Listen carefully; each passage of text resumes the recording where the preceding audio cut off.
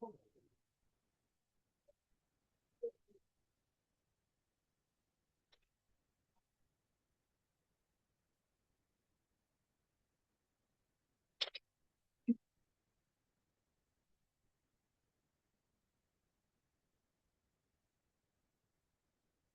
good evening all and good evening. So yeah, last class வந்து பார்த்தீங்க அப்படின்னா இதோட முடிச்சிருந்துருக்கோம்னு நினைக்கிறேன். ஸோ மைக்ரோப்ஸோட ரோல் என்ன நம்மளோட ரெகுலர் லைஃப்பில் அப்படின்ட்டு. ஸோ இன்னைக்கு class is going to start from endocrine glands. ஓகேங்களா? But before starting let me ask some questions for practice. நேற்று படிச்சிருக்கீங்களா என்ன அப்படிங்கிறது? ஓகேங்களா?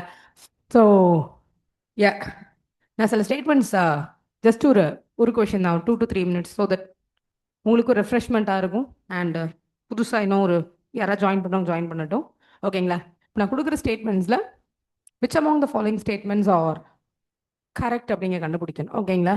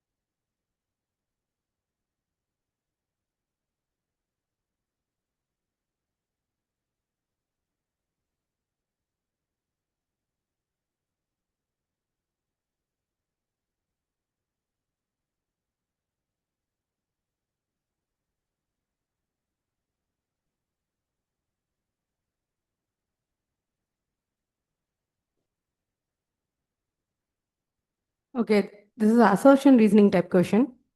So statement 1, golden blood is a special type of blood which completely lacks RH antigen.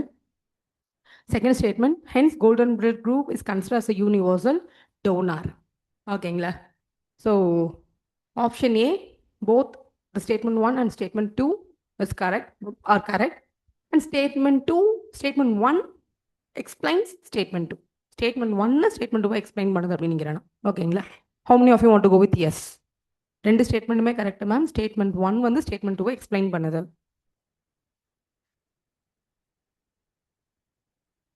Okay. Option B, both the statements are correct, but statement 1 doesn't explain statement 2. ரெண்டு ஸ்டேட்மெண்ட்டுமே correct, ஆனால் statement 1 வந்து statement 2 explain பண்ணலை. Fine. Option 3, statement 1 is correct, but statement 2 is incorrect. எத்தனை பேர் raise your hands? Option C, statement 1 is correct, but statement 2 is incorrect. Okay. இப்போ நாலாவது option, statement 1 is incorrect, statement 2 is correct. என்ன ma'am நேற்று நடத்ததே ஒரே குழப்பமா இருக்கு. ஓகே, ஸோ பார்க்கலாமா? ஃபர்ஸ்ட் ஸ்டேட்மெண்ட் என்ன சொன்னேன்? Golden blood group or golden blood is a special type of blood which completely lacks Rh antigen. இப்போ இந்த கம்ப்ளீட்லி அப்படிங்கிறது ஒரு எக்ஸ்ட்ரீம் ஸ்டேட்மெண்ட் மாதிரி தெரியும், ஆனால் அது கரெக்டு தான். 61 வகையான ஆன்டிஜன்ஸும் இருக்காது, ஆர்ஹெச் ஃபேக்டர்ஸ் இருக்காது. அப்போ ஸ்டேட்மெண்ட் இஸ் கரெக்ட். ஓகே. இவங்களை யூனிவர்சல் டோனார்னு சொல்லலாமான்னா சொல்ல முடியாது. ஏன்னா ஆர்ஹெச் ஃபேக்டர் தான் இல்லை, பட் அவங்க ஏ பி ஓ கேட்டகரியில் வரலாம். அப்போ அவங்க ஓ கேட்டகரியில் வந்தால் ஓகே, பட் அவங்க பி கேட்டகரிலையும் ஏ கேட்டகரிலையும் வந்து அவங்க என்ன கிடையாது? யூனிவர்சல் டோனார் கிடையாது. அண்ட் ஒன் மோர் திங், உலகத்துலேயே 50 பேர் தான், only 50 people to 60 people comes under this golden blood group. இவங்க ரத்தத்தை வாங்கி இன்னொருத்தவங்க டொனேட் பண்ணுறோம் அப்படிங்கிறது ஒரு பெரிய தப்பு தானே? ஓகேங்களா? அதனால இவங்களை வந்து நம்ம என்ன சொல்ல மாட்டோம்னா யூனிவர்சல் டோனார்னு சொல்ல முடியாது. ஃபர்ஸ்ட் டொனேட் பண்ணுற அளவுக்கு இந்த பிளட்டும் கிடையாது. அண்ட் ஒன் மோர் திங், இவங்க ஏ பி ஓ ஃபேக்டரில் எதுனாலும் வரலாம். அப்போ ஓ நெகட்டிவ் யூனிவர்சல் டோனாரா இல்லாட்டி கோல்டன் பிளட் யூனிவர்சல் டோனாரான்னு கேட்டேன்னா ஓ நெகட்டிவ் தான் நம்ம யூனிவர்சல் டோனார்னு சொல்லாமே தவிர்த்து இவங்க சொல்ல முடியாது. ஏன்னா இவங்களாம் ரேர் கேஸ். ஓகேங்களா? பாம்பே பிளட் குரூப் அப்படிதான், it is a rare case. ஓகேங்களா? ரெண்டுக்கும் டிஃப்ரென்ஸ் என்ன அப்படிங்கிறது நேற்று நம்ம பார்த்துருந்தோம். ஓகேங்களா? ஃபைன். ஓ நெகட்டிவ் ரேர் அப்படின்னா இஸ் காமன் இன் பீப்புள். ஓகேங்களா? காமன் இன் பீப்புள்னா நீங்கள் ஓ நெகட்டிவா அப்படின்னு அதிசயப்படுற அளவுக்கு கிடையாது. ஓ நெகட்டிவ் அப்படிங்கிறது நீங்கள் எப்போவுமே கேள்விப்படுறது. ஆனால் நீங்கள் கோல்டன் பிளட்னு 100ல் ஒருத்தங்களை பார்க்க முடியாது. கோல்டன் பிளட் குரூப் உலகத்திலேயே 50 பேர் 60 பேர் தான். புரியுதா? பிளட் குரூப்ஸில் ரேர் அப்படின்னு கேட்டால் காமனாக நம்மளுக்கு தெரிஞ்ச பிளட் குரூப்பில் ஏ நெகட்டிவ் ஓ நெகட்டிவ்லாம் ரேர். இங்கே என்ன கேஸ்னா இப்படி ஒரு பிளட் குரூப்பை கேள்விப்பட்டதே இல்லை. Rarest of the rare. ஓ இப்படியும் ஒன்று இருக்கா அப்படின்னு சொல்லி இதுக்கு புதுசாக பேர்லாம் வச்சுருக்காங்க. இது எந்த கேட்டகரியில் கொண்டு வந்து வைக்கிறதுனே தெரியல. அதே மாதிரி தான் இது பாம்பே பிளட் குரூப். ஓகேங்களா? O negative cannot donate blood to golden blood group. ஓகேங்களா? அதனால அது யூனிவர்சல் டோனர்னு சொல்லக்கூடாதுன்னு நம்ம சொல்லக்கூடாது.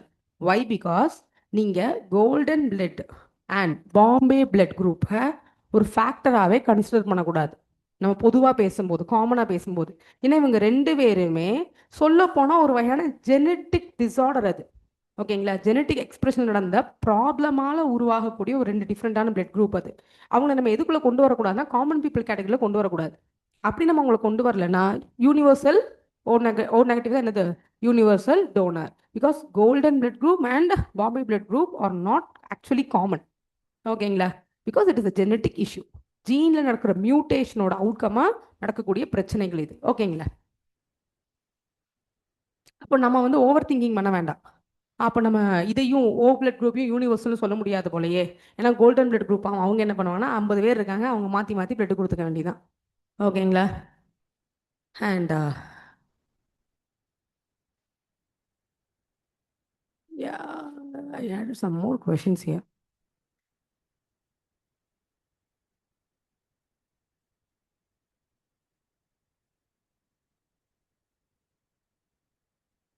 ஓகே, இந்த கொஸ்டின் உங்களுக்கு அடிஷனலாக நான் ஆட் பண்ணிட்டு வந்தேன். நேற்று நம்ம இந்த எசென்ஷியல் அமினோ ஆசிட்ஸ் அண்ட் நான் எசென்ஷியல் அமினோ ஆசிட்ஸ் பார்த்தோம்ல, அதுலேருந்து அப்படியே ஒரு பிஓக்யூ இது நான் உங்களுக்கு பாதி நடத்தியிருக்கேன் பாதி நடத்தலை.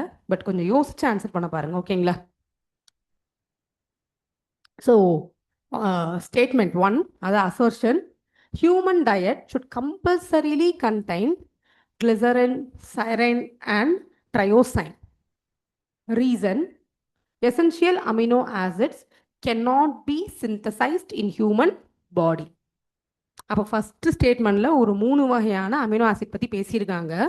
அது என்ன அப்படின்னு பார்த்தீங்கன்னா கிளிசரைன், செரைன் அண்ட் ட்ரையோசைன். அதுக்கான ரீசன் என்ன சொல்கிறாங்கன்னா essential amino acids cannot be synthesized in human body அப்படிங்கிறாங்க. ஓகேங்களா? How many of you want to go with option A? Raise your hands. இது நம்ம சும்மா ட்ரை பண்ணுறோம். ஏன்னா நம்ம பாதி தான் இல்லை தெரியும், பாதி உங்களுக்கு தெரியாது. ஸோ ஜஸ்ட் ஒரு ட்ரை தான், ட்ரை பண்ணுங்க, ஒன்றும் பிரச்சனை இல்லை. How many of you want to go with option B? Okay, who want to go with option C? A is true but R is false. Okay. How many of you want to go with option D? A is false but reason is true. Okay.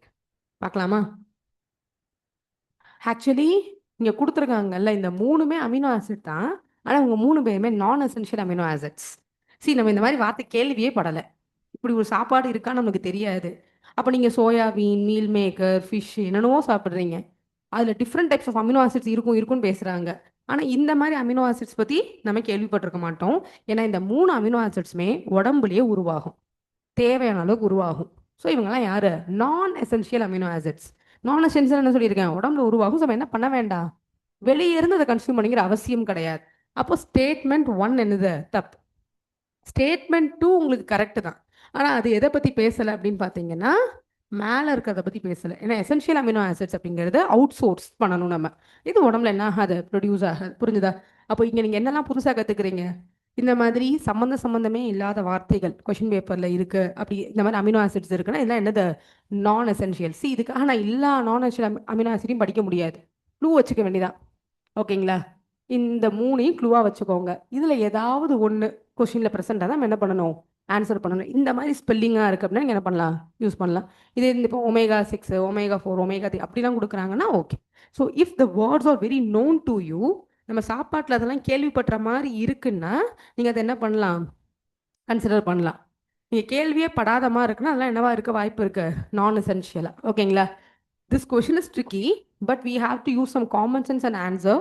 You shall not run behind this. அப்போ நான் எல்லா நான் essential amino acid பேரையும் படிப்பேன், essential amino acid பேரையும் படிப்பேன்னா NEET exam தான் எழுதணும் போய். ஓகேங்களா? நம்மளுக்கு இது வேஸ்ட் ஆஃப் டைம் தான். ஃபைன். ஓகே, ஸோ இன்னைக்கான டாப்பிக்கை அப்படியே ஸ்டார்ட் பண்ணிவிடுவோம்.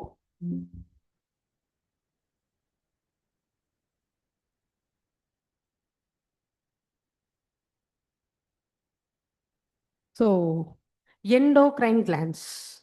அப்போ இந்த எண்டோக்ரைன் கிளான்ஸில் கொஷின்ஸ் அப்படிங்கிறது உங்களுக்கு என்னென்ன மாதிரி கேட்டிருக்காங்க அப்படிங்கும்போது ஒரு தடவை எஸ் ஆன்சர் மேம். என்ன ஆன்சர் மேம்? எதுக்கு மேம் ஆன்சர்? டி மேம் அதுக்கு. ஓகேங்களா? ஏன்னா ஃபர்ஸ்ட் ஸ்டேட்மெண்ட் வந்து தப்பு, செகண்ட் ஸ்டேட்மெண்ட் வந்து சாரி ஃபர்ஸ்ட் ஸ்டேட்மெண்ட் வந்து நான் எசென்ஷியல், அவங்க எசென்ஷியல் கொடுத்தாங்க தப்பு, second one correct. And Bombay blood குரூப்பும் யூனிவர்சல்லாம் கிடையாது. ஓகேங்களா? ஏன்னா பாம்பே பிளட் குரூப்பில் ஆர்ஹெச் ஃபேக்டர் அப்படிங்கிறது இருக்கும், ஆர்ஹெச் ஃபேக்டர் டி இருக்கும், மற்றபடி ஏபிஓ அப்படிங்கக்கூடிய ஆன்டிஜென்ஸ் இருக்காது. அதனால ரெண்டுமே யூனிவர்சல்லாம் சொல்ல முடியாது. ஓகேங்களா? Golden blood group people can donate blood to others. Yes, they can donate if they belong to O. ஓகேங்களா? பிளட் குரூப்ல ஓல இருக்காங்க, அதில் அவங்க கோல்டன் பிளட் குரூப் கேட்டகரியில் வராங்கன்னு என்ன அர்த்தம்னா அவங்க கிட்ட டி ஆன்டிஜன் அப்படிங்கிறது மட்டும்தான் இருக்கும், ஏபி ஆன்டிஜன் இருக்காது, ப்ளஸ் எந்த ஆர்ஹெச் ஃபேக்டரும் இருக்காது. அப்போ அந்த ஓ நெகட்டிவ்க்கு பதிலாக ஓ நல், அதாவது என்னது, ஓ பிளட் குரூப்ல கோல்டன் பிளட்டாக இருந்து அவங்க என்ன பண்ணலாம், ப்ரொவைட் பண்ணலாம். பட் யோசிங்க, வெறும் 50 பேர் தான் இருக்காங்க. ஓகேங்களா? அந்த 50 பேர்கிட்ட போய் வா எனக்கு ஆக்சிடென்ட் ஆயிடுச்சு, நான் ஏபி பாசிட்டிவ், எனக்கு பிளட் கூட நம்ம என்ன பண்ண மாட்டோம், கேட்க மாட்டோம். அதனால தான் நம்ம என்ன சொல்லக்கூடாது, யூனிவர்சல்னு சொல்ல முடியாது. ஸ்டேட்மெண்ட்டே கேட்குறாங்க, இப்போ ஒரு ஓ பிளட் குரூப்பை சேர்ந்தவங்க அவங்க கோல்டன் பிளட்ல வராங்க, அவங்க டொனேட் பண்ணலாமா? பட் அந்த மாதிரிலாம் கேட்க மாட்டாங்க ட்ரிக்கியா. ஓகேங்களா? ஸோ நீங்கள் கன்ஃபியூஸ் பண்ணிக்காதீங்க. ஹெரிடிட்டரியா அப்படின்னா தெரியலை. இப்போ அப்பா அம்மாவுக்கு இருக்கு அதனால தான் குழந்தைக்கு இருக்கா அப்படின்னா கிடையாது. ஏன்னா நான் ஆல்ரெடி சொன்னேன், இது வந்து ரிசசிவ் ஜீன், அப்பா அம்மா கிட்ட இருந்து டிரான்ஸ்ஃபர் ஆகிற ஜீன். ரேர் கேசஸ்ல ரிசசிவ் ஜீனாக மாறும்போது உங்களுக்கு இந்த மாதிரி இஷ்யூஸ் என்ன ஆகலாம் அப்படின்னா வரலாம். So genetic factors are behind, but ஹெரிடிட்டரியா அப்படிங்கிறது நம்மளுக்கு கொஷின் மார்க் தான். ஓகேங்களா? ஏன்னா இப்போ ஒரு ஓல்ட் பிளட், இப்போ ஒரு கோல்டன் பிளட் குரூப் இருக்கவங்க, ஆனால் அவங்க ஒரு நார்மல் பிளட் குரூப்ல இருக்கவங்க கூட மேரேஜ் பண்ணுறாங்கன்னா கண்டிப்பாக ஏதாவது ஒரு ஆர்ஹெச் ஃபேக்டரோ இல்லாட்டி ஏதாவது ஒரு ஏபி ஃபேக்டரோ என்ன ஆகலாம், இன்ஃப்ளூயன்ஸ் பண்ணலாம். அதனால பேபியோட பிளட் குரூப் அப்படியே அப்பா அம்மா கிட்ட இருந்து டிரைவ் ஆகாது, அம்மா கிட்ட இருந்தோ இல்லை ஒரு ஆள் கிட்ட இருந்தோ டிரைவ் ஆகாது. ஸோ நம்ம வந்து ஜெனரேஷன் பை ஜெனரேஷன் பாஸ் ஆகும்னு சொல்ல முடியாது. Okay fine. அப்போ உங்களுக்கு வந்து என்ன பண்ணியிருக்காங்கன்னா ஒரு பக்கம் பிட்யூட்டரி மீன்ஸ் நம்மளோட கிளான்ஸ் கொடுத்துருக்காங்க, இன்னொரு பக்கம் வந்து பார்த்தீங்கன்னா அது செக்ரேட் பண்ணக்கூடிய ஹார்மோன்ஸ் கொடுத்துருக்காங்க. இது சம்வாட் ஒரு ஈஸியான ஒரு கொஷின் தான். பட் அடுத்தது தான் கொஞ்சம் நம்மளுக்கு டிஃபிகல்ட்டாக மாற்றிருக்காங்க. ஏன்னா இங்கே இந்த ஹார்மோன்ஸ் கொடுக்கல, சப்ஸ்டன்ஸ் கொடுத்துருக்காங்க. அப்போ இதில் என்னெல்லாம் இருக்குது அப்படின்னு பார்த்தீங்கன்னா உங்களுக்கு என்சைம்ஸும் இருக்குது, ஹார்மோன்ஸும் இருக்குது. ஏன்னா பெப்சின், ரெனைன் அப்படிங்கிறதுலாம் என்சைம்ஸு, ஆக்சிடாசின், அதுக்கப்புறம் வந்து உங்களோட டைலைன்ஸ் அப்படிங்கிறது தேர் ஆர் ஃபியூ ஹார்மோன்ஸ். அப்போ சம்மந்தம் இல்லாத ஹார்மோன்ஸ், நமக்கு தெரியாத சில ஹார்மோன்ஸும் ப்ளஸ் என்ன பண்ணியிருக்காங்க அப்படின்னு பார்த்தீங்கன்னா என்சைம்ஸையும் மிக்ஸ் பண்ணி ஒரு கொஷின் 2001 கேட்டிருக்காங்க. பட் அந்த மாதிரி டைமில் வந்து என்ன பிரச்சனை அப்படின்னு பார்த்தீங்கன்னா கொஷின் கேட்க சோர்ஸ் கிடையாது. அதனால் ஜென்ரல் சயின்ஸை ரொம்ப டெப்த்தாக போய் என்ன பண்ணிட்டு இருந்தாங்க, கேட்டுட்டு இருந்தாங்க. ஸோ அந்த கொஷின்ஸ் ரிப்பீட் ஆகுமா அப்படின்னா அப்படி ரிப்பீட் ஆகாது. ஆனால் யூபிஎஸ்சியில் 2007 வந்த கொஷின். அப்போ இதை நம்ம கவனிக்கணும். ஏன்னா 2007 okay somewhat closer. So in the human body which of the following hormones regulate the blood calcium and phosphate அப்படின்னு சொல்லிட்டு ஒரு கொஷின் என்ன பண்ணியிருக்காங்க நம்மளுக்கு கேட்டிருக்காங்க. பேராதைராய்டா, குளுக்கோகானா, க்ரோத் ஹார்மோன்ஸா, இல்லை தைராக்சினான்னு சொல்லி. அப்போ இங்கே ரோல் ஆஃப் ஹார்மோன்ஸை வச்சு என்ன பண்ண ஆரம்பிச்சிட்டாங்க, உங்களுக்கு கொஷின்ஸ் கேட்க ஆரம்பிச்சிருக்காங்க. 2007 அப்புறம் உங்களுக்கு அதே வருஷத்தில் உங்களுக்கு டைஜஸ்டிவ் என்சைம் பற்றியும் கொஷின் வந்திருக்கு, லிவர் பற்றியும் கொஷின் வந்திருக்கு. அப்போ ஒரு வருஷத்தில் 3 கொஷின்ஸ் என்சைம் அண்ட் எண்டோக்ரைன் கிளாண்டோட ஹார்மோன்ஸ் வச்சு என்ன பண்ணியிருக்காங்க, நல்லா விளையாண்டுருக்காங்க. ஓகேங்களா? அவன் ஏதாவது ஒரு பிறவி படிச்சுட்டு போயிருந்தா 3 கொஷின் போட்டு வந்திருக்கலாம். அப்போ ஏன் இதை நம்ம பார்க்கணும், ஒரு 10 வருஷம் கழிச்சு ரிப்பீட்டேஷன் இருக்கு எப்போவுமே. 2001 அப்புறம் இப்போ 2007, ஆர்எல்ஸ் 2001, 2013 அந்த மாதிரி என்ன இருக்குது, ரிப்பீட்டேஷன்ஸ் இருக்குது. அண்ட் ரீசெண்ட் டேஸில் எஸ்பெஷலி நம்மளோட அடல்சன் பாப்புலேஷன் பற்றி பேசும்போது இந்த ஹார்மோனல் இம்பேலன்ஸால் எவ்வளோ டிப்ரெஷனுக்கு ஆளாகிறாங்க, அந்த டிப்ரெஷன்ஸ் அப்படிங்கிறது சூசைட் ரேட் எந்த அளவுக்கு இன்க்ரீஸ் பண்ணிக்கிட்டே போகுது, இயர்லி 40 டெத்துக்கு ஹார்மோனல் இம்பேலன்ஸ் என்னெல்லாம் ரோல் ப்ளே பண்ணிக்கிட்டு இருக்கு. நம்ம அது ஒரு பெரிய விஷயமாவே மதிக்கிறது இல்லை, ஆனால் அதனாலே அண்டர் 40 டெத் அப்படிங்கிறது ரொம்ப அதிகமாக என்ன ஆகிட்டு இருக்கு, இப்போ நடந்துட்டு இருக்கு. அப்படிங்கிறதுனால மேபி கொஷின்ஸ் என்ன ஆகலாம், இந்த சோன்ல இருந்து ட்ரிகர் ஆகலாம். அப்போ நம்மளே தேடி தேடி கண்டுபிடிச்சிட்டு இருக்கோம், சரி ஏதாவது பயாலஜி படிக்கலாம், எதை படிக்கலாம் அப்படிங்கும்போது அடுத்த தேடி கண்டுபிடிச்ச டாபிக் இன்னைக்கு என்ன அப்படின்னு பார்த்தீங்கன்னா today we are going to deal with 3 things. One is I'm going to teach you about endocrine and exocrine glands. Next வந்து பார்த்தீங்கன்னா செல் ஸ்ட்ரக்சர் இன்னைக்கு நம்ம பார்க்க போகிறோம். ஓகேங்களா? செல் ஸ்ட்ரக்சரில் ரொம்ப முக்கியமான சில கான்செப்ட்ஸ், இன்ட்ரெஸ்டிங்கான ஃபேக்ட்ஸ். ஓகேங்களா? ஏன்னா செல் ஸ்ட்ரக்சரும் யூபிஎஸ்சி ஒரு 3 தடவை கொஸ்டின் கேட்ட ஏரியா. அதுக்கப்புறம் வந்து பார்த்தீங்க அப்படின்னா லாஸ்ட்டாக நம்ம டிசீசஸ். இன்னைக்கு டிசீசஸ்க்கான இன்ட்ரடக்ஷன் கொடுத்துட்டு அதில் ஆட்டோ இம்யூன் டிசீஸுக்கு ஃபியூ எக்ஸாம்பிள்ஸை இன்னைக்கு என்ன பண்ணிடலாம் உங்களுக்கு கொடுத்துடலான்னு பார்க்குறேன். ஸோ நெக்ஸ்ட் கிளாஸ் கண்டிப்பாக நாளைக்கு இருக்காது, திருப்பியும் they will plan one day. அப்போ வந்து நம்ம டிசீசஸோட மீதியை முடிச்சுட்டு அடுத்தது ஜெனட்டிக் இன்ஜினியரிங், அதில் யூஸ் பண்ணக்கூடிய டூல்ஸ், அண்ட் லாஸ்ட்டாக வந்து பார்த்தீங்க அப்படின்னா உங்களுக்கு இந்த பயோடெக்னாலஜி பேஸ்டு பிஒய்க்யூஸ் அனலைஸ் பண்ணி அதுலேருந்து என்ன பண்ண போகிறோம் பார்க்க போகிறோம். அதோடு நம்மளுக்கு என்ன முடிஞ்சிடும் அப்படின்னு பார்த்தீங்கன்னா பயாலஜி முடிஞ்சிடும். ஓகேங்களா? அப்போ 3 கிளாஸில் நான் உங்களுக்கு என்ன பண்ணுறேன் அப்படின்னா பயாலஜியோட பிஒய்க்யூஸ் அனலைஸ் பண்ணி உங்களுக்கு நான் முடிச்சு கொடுத்துட்றேன். ஃபைன். ஸோ இன்றைக்கி இதை பார்த்துரும். ஓகேங்களா? இது போக ஏதாவது அங்கங்கே பேலன்ஸ் இருந்தால் அதையும் உங்களுக்கு நெக்ஸ்ட் கிளாஸில் என்ன பண்ணிடுவேன், ப்ரொவைட் பண்ணிடுவேன். Okay. And one more thing, diseases is most favourite ஏரியாமா. நான் செக் பண்ணி பார்க்கும்போது ஒரே வருஷத்தில் 3 கொஷின், ஒரு வருஷத்தில் 2 கொஷின் அப்படிங்கிறத திருப்பி திருப்பி திருப்பி ரிப்பீட் பண்ணி எப்போ வரைக்கும் வந்திருக்குன்னா 2024 வரைக்கும் வந்திருக்கு. வருஷம் ஒரு கொஷினாக டிசீஸ்லேருந்து என்ன பண்ணிகிட்டே தான் இருக்காங்க, கேட்டுகிட்டே இருக்காங்க. அப்போ எவ்வளோ டிசீசஸ் மேம் படிச்சுக்கிறது அப்படின்னா கண்டிப்பாக we cannot go through all the diseases. அப்போ நம்ம அதை கேட்டகரைஸ் பண்ணி அந்த கேட்டகரி அடியில் படிக்க போகிறோம். ஸோ நம்ம எப்படிலாம் கேட்டகரைஸ் பண்ணிக்க போகிறோம் அப்படின்னா ஒரு பக்கம் ரேர் டிசீசஸ் பேஸ்ட் ஆன் பிஒய்க்யூஸ். பிஒய்க்யூவில் கேட்ட சில ரேர் டிசீசஸ். இப்போ ஒரு 6 ரேர் டிசீஸுக்கு ஜெனரிக் மெடிசன்ஸ் வந்திருக்கு. அப்போ அந்த மாதிரி ரேர் டிசீஸ் பார்க்கணும். இன்னொன்று ஆட்டோ இம்யூன் டிசார்டர். அந்த டிசார்டர் எந்த ஆர்கன் எஃபெக்ட் பண்ணுது, எந்த அளவுக்கு ஃபெட்டாலிட்டியாக இருக்க போகுது. 3வது வெக்டார் பாண்ட் டிசீசஸ். 4வது இந்தியாவில் அதிகமான மக்கள் சஃபர் ஆகக்கூடிய டிசீசஸ், எஸ்பெஷலி கம்யூனிகபிள் டிசீசஸ். எதெல்லாம் நம்ம எராடிகேட் பண்ணணும்னு நினைக்கிறோமோ. லைக் இப்போ இந்தியாவை பொறுத்த வரைக்கும் நம்ம மலேரியா பற்றி பார்க்க போகிறோம், டியூபர்குலோசிஸ் பற்றி பார்க்க போகிறோம். ஓகேங்களா? அப்புறம் லெப்ரசி எராடிகேட் ஓரளவு பண்ணிட்டோம். பட் ஹெச்ஐவி பற்றி இப்போ நிறைய புது புது ஃபேக்ட்ஸ் நியூஸில் வந்துக்கிட்டு இருக்கு. அப்போ இந்தியாவை பொறுத்த வரைக்கும் காலா அசார். ஓகேங்களா? அதுக்கப்புறம் எலிஃபண்ட் லெக், ஃபிளாரியாசிஸ். ஸோ இந்த மாதிரி Indian diseases we call it as what, அதுக்கு இன்னொரு பேர் என்ன சொல்கிறாங்க உங்களுக்கு, என்டிடி, நெக்லெக்டட் ட்ராபிக்கல் டிசீசஸ். இந்த மாதிரி டிசீசஸை நான் நாளாக விரித்து ஒவ்வொரு நாள் ஒவ்வொரு டிசீஸ் நம்ம போகிறோம் பார்க்குற மாதிரி பிளான் பண்ணிக்கலாம். ஸோ இன்றைக்கி நான் ஆட்டோ இம்யூன் டிசார்டரும் வெக்டார் பாண்ட் டிசீஸை ஒரு சின்ன ரிவிஷனும் உங்களுக்கு கொடுத்துட்டு முடிச்சிடலான்னு பார்க்குறேன். ஓகேங்களா? டன். அப்போ இந்த எண்டோக்ரைன் கிளான்ஸ் அப்படின்னு நம்ம எடுத்துக்கும் போது டோட்டலாக ரொம்ப முக்கியமான எண்டோக்ரைன் கிளான்ஸ் அப்படின்னு நம்ம எடுத்துக்கிட்டோம் அப்படின்னா உங்களுக்கு பிரெயினில் இருந்து ஸ்டார்ட் ஆகும். ஓகேங்களா? ஸோ ஹைப்போதாலமஸ், பிட்யூட்டரி அப்படிங்கிறது ஆரம்பிக்கும். அப்போ வாட் இஸ் எண்டோக்ரைன் கிளாண்ட் அப்படிங்கிறத ஃபர்ஸ்ட் புரிஞ்சுக்கணும். இந்த கிளாண்ட்ஸ்ல ஏதாவது ஓப்பனிங் இருக்கான்னா ஒரு பக்கமும் ஓப்பனிங் இருக்காது. ஆனால் இதுல இருந்து உங்களுக்கு சில கெமிக்கல்ஸ் என்ன ஆகும் அப்படின்னு பார்த்தீங்க அப்படின்னா செக்ரீட் ஆகும். இந்த கெமிக்கல்ஸ் தான் நம்ம என்ன சொல்றோம் அப்படின்னா ஹார்மோன்ஸ் அப்படின்னு சொல்றோம். ஹார்மோன்ஸை எண்டோக்ரைன் கிளாண்ட் தவிர உடம்புல இருக்க வேற எந்த ஆர்கனும் உற்பத்தி பண்ணாது. Endocrine glands alone produce what, hormones. Enzymes அப்படிங்கிறது எக்ஸோக்ரைன் கிளாண்ட்ஸும் ப்ரொடியூஸ் பண்ணும். சம்டைம்ஸ் எக்ஸோக்ரைன் கிளாண்ட் இல்லாமல் என்சைம்ஸ் உடம்புல என்ன ஆகும் உங்களுக்கு உருவாகும்.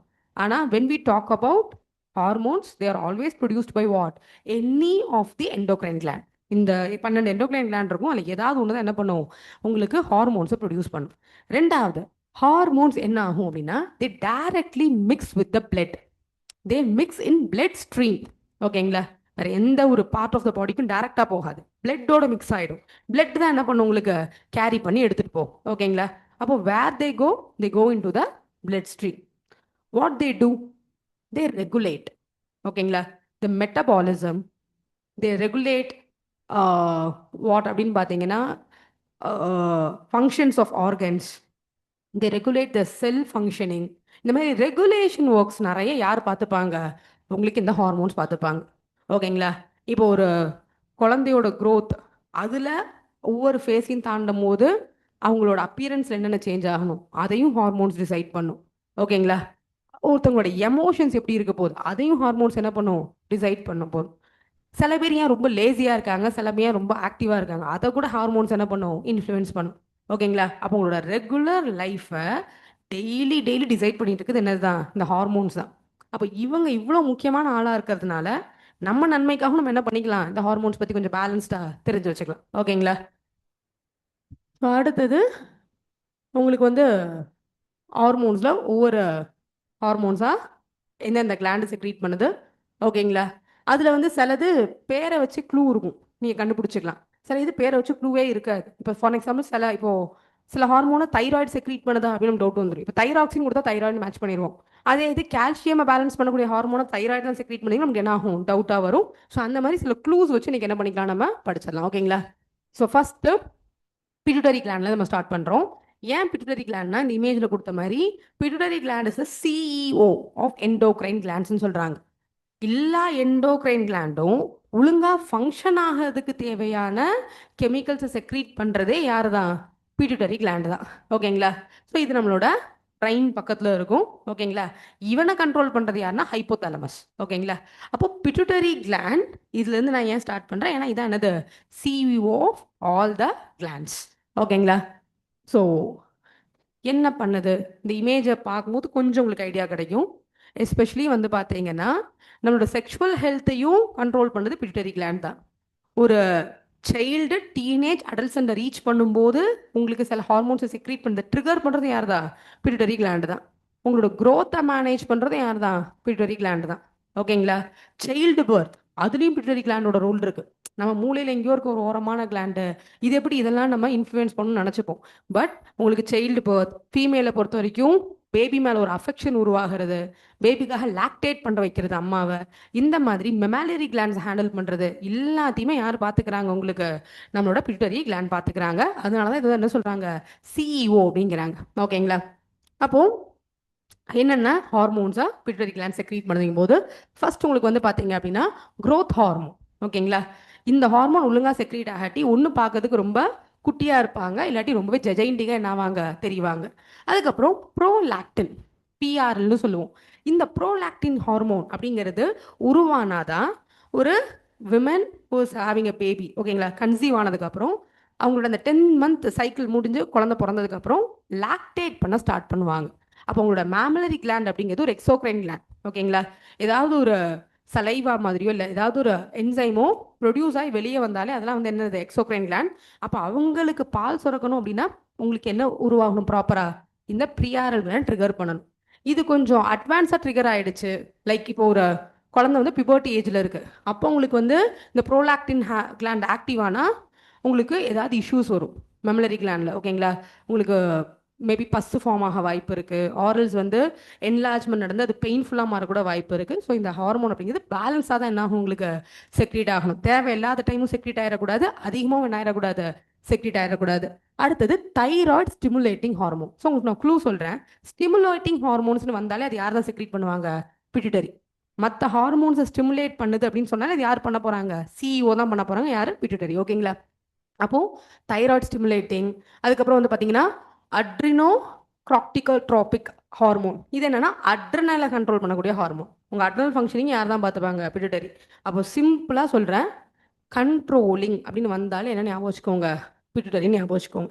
இப்போ புது வார்த்தை பார்த்தா பிட்யூட்டரின்னு கண்டுபிடிக்காது முடியாது மேம், கொஞ்சம் டிஃப்ரெண்ட்டாக இருக்குது அப்படின்னா என்னெல்லாம், ஃபஸ்ட்டு உங்களுக்கு இந்த லியூட்டனைசிங் ஹார்மோன். ஓகேங்களா? இந்த luteinising hormone and follicle stimulating hormone, இது ரெண்டு விமனில் ரொம்ப இம்பார்ட்டண்ட். ஓகேங்களா? ஏன்னா இந்த ரெண்டு ஹார்மோன் அப்படிங்கிறது தான் உங்களுக்கு விமன்கிட்ட இருக்கக்கூடிய ஒரு சாஃப்ட்னஸ் ப்ளஸ் அவங்களோட என்ன சொல்கிறது, மென்சுரல் சைக்கிளை ட்ரிகர் பண்ணி ப்ராப்பராக வச்சுக்கக்கூடிய ஹார்மோன்ஸ். ஓகேங்களா? அப்போ இந்த ரெண்டு ஹார்மோனும் கொடுத்துருக்காங்க பார்த்தீங்களா. ஃபாலிக்கல்னால என்னது, உங்களுக்கு ஓவரீஸ் ப்ராப்பராக ஃபார்ம் ஆகிறதுக்கு ட்ரிகர் பண்ணக்கூடிய ஹார்மோன்ஸ். அப்போது செகண்டரி அடல்சன் ஏஜில், ஓகேங்களா, ஸோ நம்ம சைல்டுஹுட்லேருந்து டீனேஜுக்கு என்டர் ஆகும்போது இந்த ரெண்டு ஹார்மோன்ஸும் விமனில் ரொம்பவே இம்பார்ட்டண்ட். ஓகேங்களா? இந்த ஆக்சிடாக்சின் அப்படிங்கிறத லவ் ஹார்மோன் அப்படின்னு சொல்லுவாங்க, லவ் மேக்கிங் ஹார்மோன் அப்படின்பாங்க. இந்த ஹார்மோன் ஏன் ரொம்ப இம்பார்ட்டன்ட் அப்படின்னு பார்த்தீங்கன்னா இதுதான் சைல்டு பர்த் அதை ரொம்ப ஈஸி பண்ணிவிடும். ஓகேங்களா? ஸோ லேபர் பெயின்னு சொல்கிறாங்கல்ல, அது ட்ரிகர் ஆகிறது காரணம் என்னதுதான், இந்த ஆக்சிடாக்சின் தான். இது ட்ரிகர் ஆனாதான் உங்களுக்கு யூட்ரஸ் அப்படிங்கிறது கான்ட்ராக்ட் ஆகி பேபி என்ன ஆகும் அப்படின்னா வெளியே வரும். அப்போது விமன் அவங்க லேபர் பெயினை ஃபேஸ் பண்ணுறதுக்கு இந்த ஹார்மோன் ரொம்ப இம்பார்ட்டண்டாக இருக்குது. ஆஃப்டர் சைல்டு பர்த் சைல்டு மேலே ஒரு அஃபெக்ஷன் உருவாகிறதுக்கும் இந்த ஆக்சிடாக்சின் ஹார்மோன் அப்படிங்கிறது ரொம்பவே என்ன பண்ணுது, முக்கியமான ரோலை ப்ளே பண்ணுது. அதுக்கப்புறம் வாசோபர்சன் அப்படிங்கிறது மென்னுக்கு ரொம்ப முக்கியமான ஹார்மோன். ஓகேங்களா? ஸோ அவங்களோட செக்ஷுவல் ரீப்ரொடக்ஷனுக்கு தேவையான ஹார்மோன்ஸ் ஒழுங்காக ப்ரொடியூஸ் ஆகணும் அப்படின்னா வாசோபர்சன் அப்படிங்கிறது என்னது, முக்கியமான ஹார்மோன். இது ரெண்டுமே பிஒய்க்யூ. ஓகேங்களா? ஆக்சிடாக்சினும் கேட்டிருக்காங்க, வாசோபர்சனும் கேட்டிருக்காங்க. எதுக்குன்னா கண்டிப்பாக நம்மளுக்கு கன்ஃபியூஷன் இருக்கும். நம்ம இந்த ரெண்டையுமே வந்து ரீப்ரொடக்டிவ் சிஸ்டம் ப்ரொடியூஸ் பண்ணும் அப்படின்னு மேபி தப்பாக நினச்சிடலாம். ரெண்டுமே எதோட லிங்க்டு, உங்களோட பிட்யூட்டரி கிளான்ஸோட லிங்க்டு. ஓகேங்களா? ப்ளஸ் உங்களுக்கு உங்களோட வாட்டர் ரெகுலேஷன் உடம்புல ப்ராப்பராக இருக்கிறதுக்கும் பிட்யூட்டரி கிளாண்ட் என்ன பண்ணும், ரோல் ப்ளே பண்ணும். ஓகேங்களா? ப்ளஸ் உங்களோட ஸ்ட்ரெஸ் ரெஸ்பான்ஸ் ஒழுங்காக நடக்கிறதுக்கும் ரோல் ப்ளே பண்ணும். ரீப்ரொடக்டிவ் ஹெல்த்லையும் என்ன பண்ணும், ரோல் ப்ளே பண்ணும். So this is the role of pituitary gland. And UPSC has asked questions from what, pituitary gland. கேட்ட 3-4 தடவை 2 தடவை என்ன பண்ணிட்டாங்க, பிட்யூட்டரி கிளாண்ட் பேஸ் பண்ணி கேட்டிருக்காங்க. ஓகேங்களா? இந்த கிளாண்ட் எல்லாம் பற்றி பேசிக்ஸாக தெரிஞ்சு வச்சுக்கோங்க. ஏன்னா ஒரு கொஷின் டஃப்பாக கேட்டு வச்சுருந்தாங்க பார்த்தீங்களா, என்னன்னே கண்டுபிடிக்காத மாதிரி. அப்படிலாம் கொஷின்ஸ் வந்து நம்ம ஆன்சர் பண்ணுறதுக்கு. ஓகேங்களா? ஏன்னா பிட்யூட்டரி கிளாண்டுக்கு அப்புறம் முக்கியமானது நமக்கு தைராய்டு, அட்ரினல்லாம் இருக்கு. ஆனால் இந்த கிளாண்ட்ஸை நம்ம மிஸ் பண்ணிடக்கூடாது அப்படிங்கிறதுனால ஒன்று ஒன்றா பார்த்துடலாம். அதில் எனக்கு கொஞ்சம் இம்பார்ட்டன்ட்னு தோன்றது தைமஸ். ஏன் தைமஸ் இம்பார்ட்டன்ட் தோணுதுன்னா, ரெகுலேட்டரி டி செல்ஸால தான். ஏன்னா இந்த தடவை நோபல் ப்ரைஸ் வந்து ரெகுலேட்டரி டி செல்ஸ்க்கு கொடுத்துருக்காங்க. அப்போ டேரெக்டாக கொஷின் ரெகுலேட்டரி டி செல்ஸில் வரலைன்னா மேபி ஆட்டோ இம்யூன் டிசார்டர்லேருந்து வரணும், அப்படி இல்லாட்டி தைமஸ் கிளாண்ட்லேருந்து வரணும். ஏன்னா ரெகுலேட்டரி டி செல்ஸ் அப்படிங்கிறது தான் ஆட்டோ இம்யூன் டிசார்டர் நம்மளுக்கு என்ன பண்ணணும்னு சொல்லியிருக்காங்க, கண்ட்ரோல் பண்ண ஹெல்ப் பண்ணும் அப்படின்ட்டுருக்காங்க. அண்ட் இந்த ரெகுலேட்டரி டி செல்ஸ் உருவாகிற இடம் என்னது, நம்மளுக்கு உங்களுக்கு போன் மேரோலையும் உருவாகும். அது ப்ராப்பராக நல்லா க்ரோ ஆகிற இடம் என்னது, தைமஸ். ஓகேங்களா? அப்போ the thymus gland is a lobular structure located between the lung, behind sternum and ventral side of aorta. அதாவது என்ன அப்படின்னா, லங்கு ஹார்ட். ஓகேங்களா? அந்த ஜங்ஷன் இருக்கு பார்த்தீங்களா, அங்கே தான் நீங்கள் என்ன பண்ண முடியும், இந்த தைமஸ் கிளாண்டை பார்க்க முடியும். ஓகேங்களா? இந்த மாதிரி குட்டியாக 2 கிட்னி பீன் மாதிரி இருக்கும் தைமஸ் கிளாண்ட் பார்க்கறதுக்கு. பார்க்க தான் த்ரோன் இருக்கும், பட் அது செய்யக்கூடிய வேலை வந்து ரொம்பவே இம்பார்ட்டன்ட். ஒரு க்ரோயிங் சைல்டோட இம்யூன் சிஸ்டம் நல்லா டெவலப் பண்ணி கொடுக்குறதே யார் தான், தைமஸ் கிளாண்டு தான். ஓகேங்களா? அப்போ அது என்னெல்லாம் பண்ணுது பாருங்க. இந்த thymus play a major role in development of immune system. ஓகேங்களா? ஏன் அப்படின்னா உங்களோட டி செல்ஸை நல்லா மெச்சூர் பண்ணி அனுப்புறதே யார் தான், தைமஸ் கிளாண்டு தான். ஓகேங்களா? So these gland secrete the peptide hormone called thymosin. ஓகேங்களா? ஸோ தைமாக்சின் அப்படிங்கக்கூடிய பெப்டைடு ஹார்மோன் என்ன பண்ணுதுன்னு பாருங்க, டிஃப்ரென்ஷியேஷன் ஆஃப் டி லிம்போசைட்ஸ். அப்போ டி செல்ஸ் அப்படிங்கிறது helper cell, killer cell, regulatory T செல்ஸ்னு மாறுது பார்த்தீங்களா.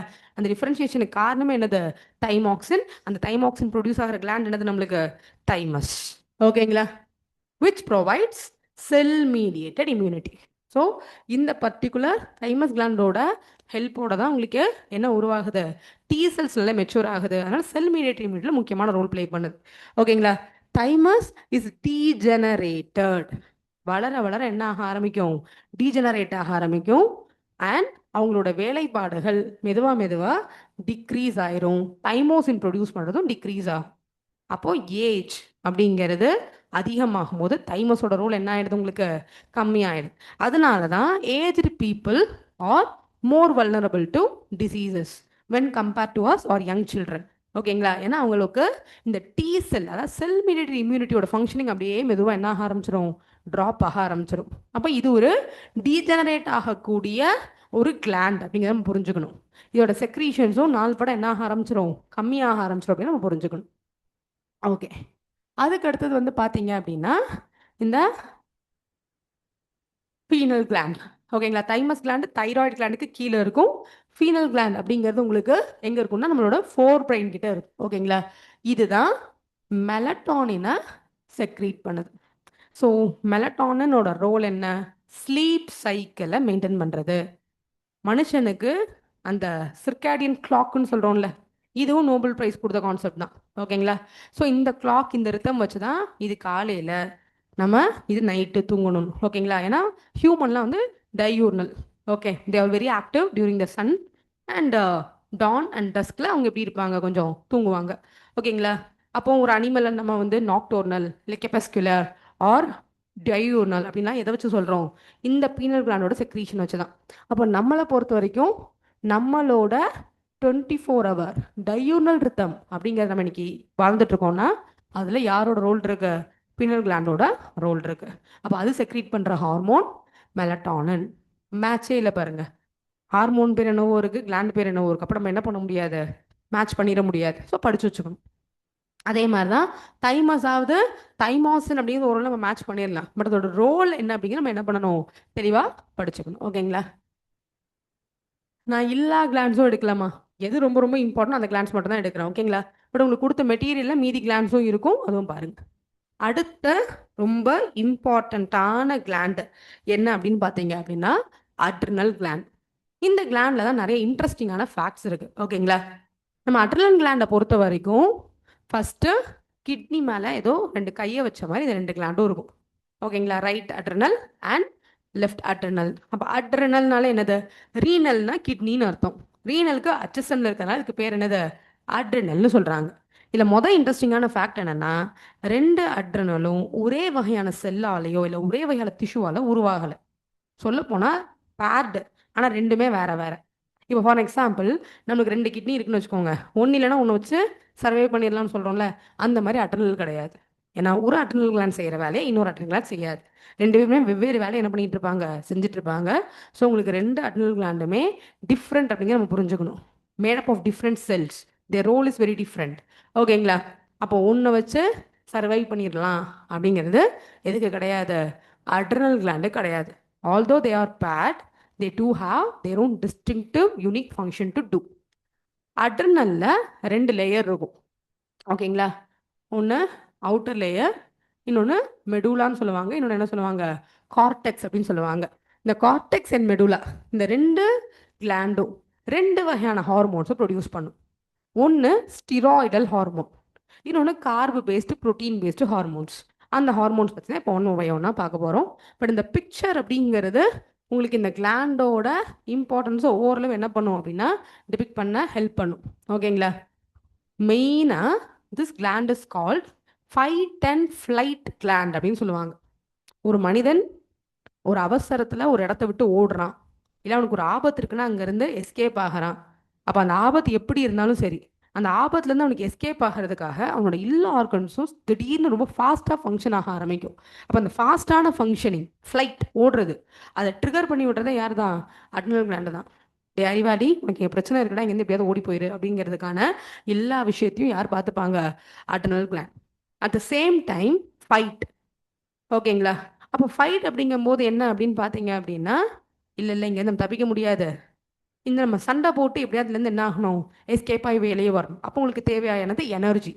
அப்போ திடீர்னு உங்கள் உடம்போட ஆக்சிஜன் ப்ரொடக்ஷன் அதிகப்படுத்தி உங்கள் மசில்ஸை ஃபாஸ்டன் பண்ணுறது, உங்களுக்கு திடீர்னு தேவைப்படக்கூடிய சடன் எனர்ஜியை ப்ரொவைட் பண்ணுறது, ட்ரிகர் பண்ணுறதுலாம் யார் தான்? அட்ரினல் கிளாண்டு தான். அதனால தான் இது வந்து ஃபைட் அண்ட் ஃப்ளைட் கிளாண்ட் அப்படின்னு சொல்கிறாங்க. ஓகேங்களா? அப்போ அட்ரினல் மெடூலா இது நடுவில் இருக்கும், சுற்றியும் இருக்கிறதுக்கு பேர் அட்ரினல் கார்டெக்ஸ். அப்போ adrenal medulla secretes two hormones, adrenaline and epinephrine அப்படின்னு சொல்கிறாங்க. இந்த ரெண்டும் தான் எந்த கேட்டகரியில் வருதான்? Fight and flight hormones. இது ரெண்டும் ஸ்டிராய்டல் ஹார்மோன் கிடையாது. இது நம்ம தெரிஞ்சுக்கணும். அட்ரினல் கிளாண்ட் ப்ரொடியூஸ் பண்ணுற எல்லாமே ஸ்டிராய்டலானா கிடையாது. ஏன்னா இது ரெண்டும் என்ன கிடையாது, உங்களுக்கு ஸ்டிராய்டல் கிடையாது. ஓகேங்களா? அப்போ இவங்க ரெண்டு பேரும் தான் உங்களை இந்த மாதிரி எமர்ஜென்சியில் வேகப்படுத்துறத பார்த்துக்கிறாங்க. Fine. They are non steroidal, produced by ஹியூம் அட்ரினல் மெடூலா. அடுத்தது கார்டிகாய்ட்ஸ். பேர்லயே இருக்கா கார்டெக்ஸ். கார்டிகாய்ட்ஸ்னா கார்டெக்ஸ். அப்போ அட்ரினலோட நடுப்பகுதி, உள்பகுதி ப்ரொடியூஸ் பண்ணுற hormones fight and flight hormone. வெளியே இருக்கக்கூடிய ரீஜனில் ப்ரொடியூஸ் ஆகுது என்னது? கார்டிகாய்ட்ஸ். நேம் ஞாபகம் வச்சுக்கணும் அவசியம் இல்லை, அது ஸ்டிராய்டல் ஹார்மோன் தெரிஞ்சு வச்சுக்கணும். ஓகேங்களா? நான் சொல்கிற பேரை மட்டும் நீங்கள் ஞாபகம் வச்சுக்கிட்டா போதும்.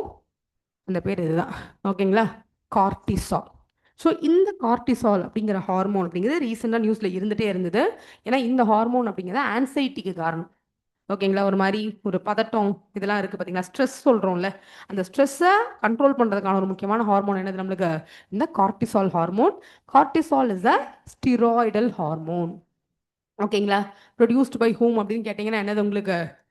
Produced by our cortex, adrenal cortex. ஓகேங்களா? இந்த ஹார்மோன் அப்படிங்கிறது கார்போஹைட்ரேட் மெட்டபாலிசமால உருவாகும். அப்போ இங்கேருந்து என்ன புரிஞ்சுக்கோங்க, தேவையில்லாத ஸ்ட்ரெஸ் அப்படிங்கிறது உடம்போட குளுக்கோஸ் லெவலையும் அதிகப்படுத்தும். ஏன்னா இந்த ஹார்மோன் ப்ரொடியூஸ் ஆகும் போதெல்லாம் உங்களுக்கு கார்போஹைட்ரேட்டோட மெட்டபாலிசம் நடக்கிறதுனால அடிஷனலாக என்ன ப்ரொடியூஸ் ஆகும்? குளுக்கோஸ் ப்ரொடியூஸ் ஆகும். அப்போ கார்டிசால் ஹார்மோன் அப்படிங்கிறது அதிகமாக உற்பத்தி ஆகிறதுனால என்னெல்லாம் பிரச்சனை இருக்குது அப்படின்னா, அது ஒரு ஸ்டிராய்டல் ஹார்மோன் ஓவர் ப்ரொடக்ஷன் அப்படிங்கிறது உங்களோட ஆர்கன்ஸ் எஃபெக்ட் பண்ணும். ரெண்டாவது, டயபெட்டிக்காக மாறுறதுக்கு வாய்ப்புகள் ரொம்ப அதிகம். உங்கள் ஸ்லீப் சைக்கிளை பயங்கரமாக என்ன பண்ணும், டிஸ்டர்ப் பண்ணும். என்னதான் இவன் நல்லவனாக இருந்தாலும் நம்ம அதிகமாக ஸ்ட்ரெஸ் ஆனால் இவன் அதிகமாக ப்ரொடியூஸ் ஆகும். ஸோ நம்ம ஸ்ட்ரெஸ் லெவலை நம்மளே மேனேஜ் பண்ணிட்டோம்னா இதோட ப்ரொடக்ஷன் என்ன ஆகும், உங்களுக்கு கம்மியாக இருக்கும். ஓகேங்களா? ஸோ இந்த ஹார்மோன்ஸ் அப்படிங்கிறத ரெகுலேட்டடாக நம்ம வச்சுக்கணும். நம்ம ஓவராக என்ன ஆகக்கூடாது, ஸ்ட்ரெஸ் ஆகக்கூடாது, ரிலாக்ஸாக இருக்கணும். ஓகேங்களா? So corticoids which regulate the balance of water and electrolyte. அடுத்த முக்கியமான வேலை என்னன்னு தெரியுதா உங்களுக்கு? உடம்புல உங்களுக்கு தேவையான எலக்ட்ரோலைட்ஸும் வாட்டரும் பேலன்ஸாக இருக்கிறது. அதனால தான் ரொம்ப பதட்டமானா, ரொம்ப ஸ்ட்ரெஸ் ஆனால் நம்ம ஒரு மாதிரி டீஹைட்ரேட் ஆன மாதிரி தோணும். நீங்கள் கவனிச்சிருக்கீங்களா? ஸ்ட்ரெஸ் ஆனாலே படபடன்னு வந்து தண்ணி தவிச்சு ஒரு மாதிரி இருக்கும்ல உங்களுக்கு. அது காரணம் என்னன்னா, என்னது, கார்டிகாய்ட்ஸ் அப்படிங்கிறது இதை மேனேஜ் பண்ணுது. நீங்கள் ஸ்ட்ரெஸ் ஆகும்போது இதெல்லாம் என்ன ஆகும், அன்கண்ட்ரோல்டாக போயிடும். அப்போ உங்களுக்கு டீஹைட்ரேஷன், ஓகேங்களா, உடம்புல எலக்ட்ரோலைட்ஸ் கம்மியாகிற ப்ராப்ளம்ஸ் நீங்கள் என்ன பண்ணுவீங்க, ஃபேஸ் பண்ணுவீங்க. ஓகேங்களா? அதுக்கப்புறம் அட்ரினல் ஆண்ட்ரோஜன். ஸோ உங்களுக்கு அட்ரினல் ஆண்ட்ரோஜன் அப்படிங்கிறது நம்மளோட ரீப்ரொடக்டிவ் ஹார்மோன்ஸ் ட்ரிகர் பண்ணதுக்கு என்ன பண்ணுது, சப்போர்ட் பண்ணுது. அப்போ these are the hormones produced by whom அப்படின்னு கேட்டிங்கன்னா அட்ரினல் கிளாண்ட். ஓகேங்களா? ஸோ மினரல்ஸை கண்ட்ரோல் பண்ணுறதுனால இதை மினரலோ கார்டிகாய்ட்ஸ்னோ உங்களுக்கு கார்போஹைட்ரேட் மெட்டபாலிசமால உருவனால அதை வந்து என்ன சொல்கிறாங்க, குளூக்கோ கார்டிகாய்ட்ஸ்னு சொல்கிறாங்க. ஜஸ்ட்டு இதெல்லாம் இருக்குது, நான் ஸ்லைடில் இன்க்ளூட் பண்ணியிருக்கேன். படிக்கணும்னு ரொம்ப எஃபர்ட் போட வேண்டாம். இந்த கேள்வி அதாவது என்ன கவனிச்சிங்களோ அதை வச்சு ஓரளவு நீங்கள் என்ன பண்ணால் போதும், ஆன்சர் பண்ணால் போதும். புரிஞ்சுக்க வேண்டிய விஷயம் என்னது, அட்ரினல் கிளாண்ட் மினரல் பேஸ்ட் ஹார்மோன்ஸும் செக்ரீட் பண்ணும், ஸ்டிராய்ட் பேஸ்ட் ஹார்மோன்ஸும் என்ன பண்ணும், செக்ரீட் பண்ணும். ஓகேங்களா? டன். என்னெல்லாம் பிரச்சனை வரும் உங்களுக்கு, ஹைப்பர் விஜிலன்ஸ், தேவையில்லாத ஒரு பயம், ஓவரா திங்க் பண்ணுறது, ஓவர் திங்கிங்னு சொல்கிறோம்ல, அது உங்களுக்கு அட்ரினல் கிளாண்ட்ஸ் அப்படிங்கிறது ஒழுங்காக ஃபங்க்ஷன் ஆகலைன்னா வரலாம். அதே மாதிரி ஃபோக்கஸ் பண்ண முடியாது. ஓகேங்களா? டிப்ரெஷன். ஓகே, அடுத்தது என்ன அப்படின்னு பார்த்தீங்க அப்படின்னா, அடிக்கடி ஃப்ரஸ்ட்ரேஷன் ஆகிறது, கோவம் வர்றது. ஓகேங்களா? ஃப்ரீக்வெண்ட்டாக ஒரு பயம் வர்றது. மேம் இதெல்லாம் ரொம்ப காமனான விஷயமா இருக்கே மேம் அப்படின்னு சொன்னால் காமனான விஷயந்தான். பட் இந்த விஷயத்தை நீங்கள் ஹேண்டில் பண்ணலை அப்படின்னா, ரெண்டுமே எப்படின்னா பேலன்ஸ்டு. ஹார்மோனல் இம்பேலன்ஸான இந்த பிரச்சனைலாம் வரும். நீங்கள் இந்த பிரச்சனை நீங்களும் உங்களுக்குள்ள தூக்கி போட்டுக்கிட்டிங்கன்னா ஹார்மோன்ஸ் ப்ரொடக்ஷன் என்ன ஆகும், எஃபெக்ட் ஆகும். அப்போ நீங்கள் பேலன்ஸாக வச்சுக்கிறதுக்கு ஃபஸ்ட்டு நீங்கள் முதல்ல ரிலாக்ஸ் ஆகணும். அதுக்கு ஒன்றும் இல்லை, பிரச்சனை எங்கே இருக்கும் அந்த இடத்துக்கு நீங்கள் போகக்கூடாது. இங்கே போனால் இவனை பார்த்தா எனக்கு கோவம் வருமா, அந்த இடத்துக்கு நான் போக மாட்டேன். ஓகேங்களா? So self control is not possible. Situation should be created so that you will have your self control. வெளியே கடைக்கு போனால் நீங்கள் எதையாவது பார்த்தா சாப்பிட தோணுதுன்னா வீட்டுக்குள்ளே இருந்துக்கணும். ஓகேங்களா? இதை நான் சொல்லலை, அட்டாமிக் ஹேபிட்ஸ்னு சொல்லக்கூடிய ஒரு புக்கில் இருக்கக்கூடிய ஃபேக்ட் தான். ஓகேங்களா? ஏன்னா செல்ஃப் கண்ட்ரோல் அப்படிங்கிறது ஈஸி கிடையாதாமா. நம்ம அந்த செல்ஃப் கண்ட்ரோல் அப்படிங்கிறத நம்மளுக்கான சூழ்நிலை சரியாக அமையாத போது என்ன பண்ணிடுவோம், லூஸ் பண்ணிடுவோம். அப்போ எப்போவுமே நான் டிசிப்ளின்டாக இருக்கணும்னா டிசிப்ளினான என்விரான்மெண்ட்குள்ளே இருந்துக்கணும். ஓகேங்களா? இவங்க கூட சேர்ந்தா எனக்கு ஸ்ட்ரெஸ் வந்துடும்னா அந்த ஆளை அவாய்ட் பண்ணிடணும். இவங்க கூட உட்காந்து படித்தா எனக்கு பதட்டமாக இருக்குன்னா அவங்க கூட சேர்ந்து படிக்கக்கூடாது. ஓகேங்களா? இந்த மாதிரி நீங்கள் கொஞ்சம் உங்களுக்கு பிரச்சனைக்கான சூழ்நிலையை கம்மி பண்ணிக்கிட்டீங்கன்னா, சூழலை கம்மி பண்ணிக்கிட்டிங்கன்னா உங்களுக்கு தானாக என்ன ஆகும், உங்களோட செல்ஃப் கண்ட்ரோல் அப்படிங்கிறது பில்ட் ஆக ஆரம்பிச்சிடும். ஓகேங்களா? ஸோ இந்த காரணங்களை தெரிஞ்சு வச்சுக்கோங்க. ஓகே, நெக்ஸ்ட்டு உங்களுக்கு கம்ஸ் தி பேங்க்ரியாஸ். இது ஒரு இன்ட்ரெஸ்டிங்கான கிளாண்டுமா. ஓகேங்களா? ஏன் இது ரொம்ப ஐ டு ரீட் புக்ஸ் மேம், நல்ல விஷயந்தான். ஆனால் அதுவே நம்மளுக்கு ஸ்ட்ரெஸ்ஸுக்கான காரணமாக இல்லாத வரைக்கும் ஓகே. புக்ஸ் ஆனால் மோஸ்ட்லி அப்படி இருக்காது. ஓகேங்களா? என்ன இந்த சேத்தன் பகத் அந்த மாதிரி புக்ஸ் படிக்கிறத அவாய்ட் பண்ணிட்டோம்னா ஓகே. ஃபிக்ஷன்ஸ் படிக்கும்போது தேவையில்லா ஸ்ட்ரெஸ் வரலாம். Movies sometimes will have a deep impression on us. ஓகேங்களா? என்னடா நடக்குது இந்த உலகத்துல ஒரு பயத்தை ஏற்படுத்திடும். அந்த மாதிரி மூவிஸ் கொஞ்சம் நம்ம என்ன பண்ணிக்கலாம், அவாய்ட் பண்ணிக்கலாம். ஓகேங்களா? ஃபைன். இந்த பேங்க்ரியா ஏன் ரொம்ப இன்ட்ரெஸ்டிங்கான ஒரு கிளாண்டுன்னு நான் சொன்னேன்னா, this is the only gland which act both as exocrine gland and endocrine gland. இதோட ஒரு பாதி எக்ஸோக்ரைன் கிளாண்ட், இன்னொரு பாதி என்னது, எண்டோக்ரைன். அப்போ பேங்க்ரியாவை நீங்கள் எக்ஸோக்ரைன் கிளாண்டுக்கும் உதாரணமாக கொடுக்கலாம், எண்டோக்ரைன் கிளாண்டுக்கும் உதாரணமாக கொடுக்கலாம். ரெண்டாவது இன்ட்ரெஸ்டிங்கான ஃபேக்டர், இது என்சைம்ஸும் ப்ரொடியூஸ் பண்ணும், ஹார்மோன்ஸும் ப்ரொடியூஸ் பண்ணும். ஓகேங்களா? என்சைம்ஸில் டைஜஸ்டிவ் என்சைம்ஸ். ஓகேங்களா? ஸோ நமக்கு டைஜஷனுக்கு தேவையான எல்லா என்சைம்ஸையும் யாரால் ப்ரொடியூஸ் பண்ண முடியும், பேங்க்ரியாஸால் ப்ரொடியூஸ் பண்ண முடியும். அட் த சேம் டைம் அவங்களுக்கு என்ன அப்படின்னு பார்த்தீங்க அப்படின்னா உங்களோட இன்சுலினை பேலன்ஸாக வச்சுக்கக்கூடிய இன்சுலின் இஸ் அ ஹார்மோன் ஓகேங்களா. ஸோ இந்த மாதிரி சுகர் பேலன்ஸு குளுக்கோஸ் பேலன்ஸ்க்கான ஹார்மோன்ஸ் யார் ப்ரொடியூஸ் பண்ணுவாங்க? பாங்க்ரியாஸ் ப்ரொடியூஸ் பண்ணுவாங்க. ஸோ இதை வந்து ஒரு ஹெட்ரோஜினஸ் கிளாண்டுன்னு கூட சொல்லலாம், ஏன்னா 2 வகையான கிளாண்ட் இருக்குல்ல. ஓகே, அப்போ பாங்க்ரியாஸை பற்றி நம்ம படிக்க வேண்டிய விஷயங்கள். ஸோ இந்த மாதிரி 2ஆக பிரிச்சிருக்கேன்.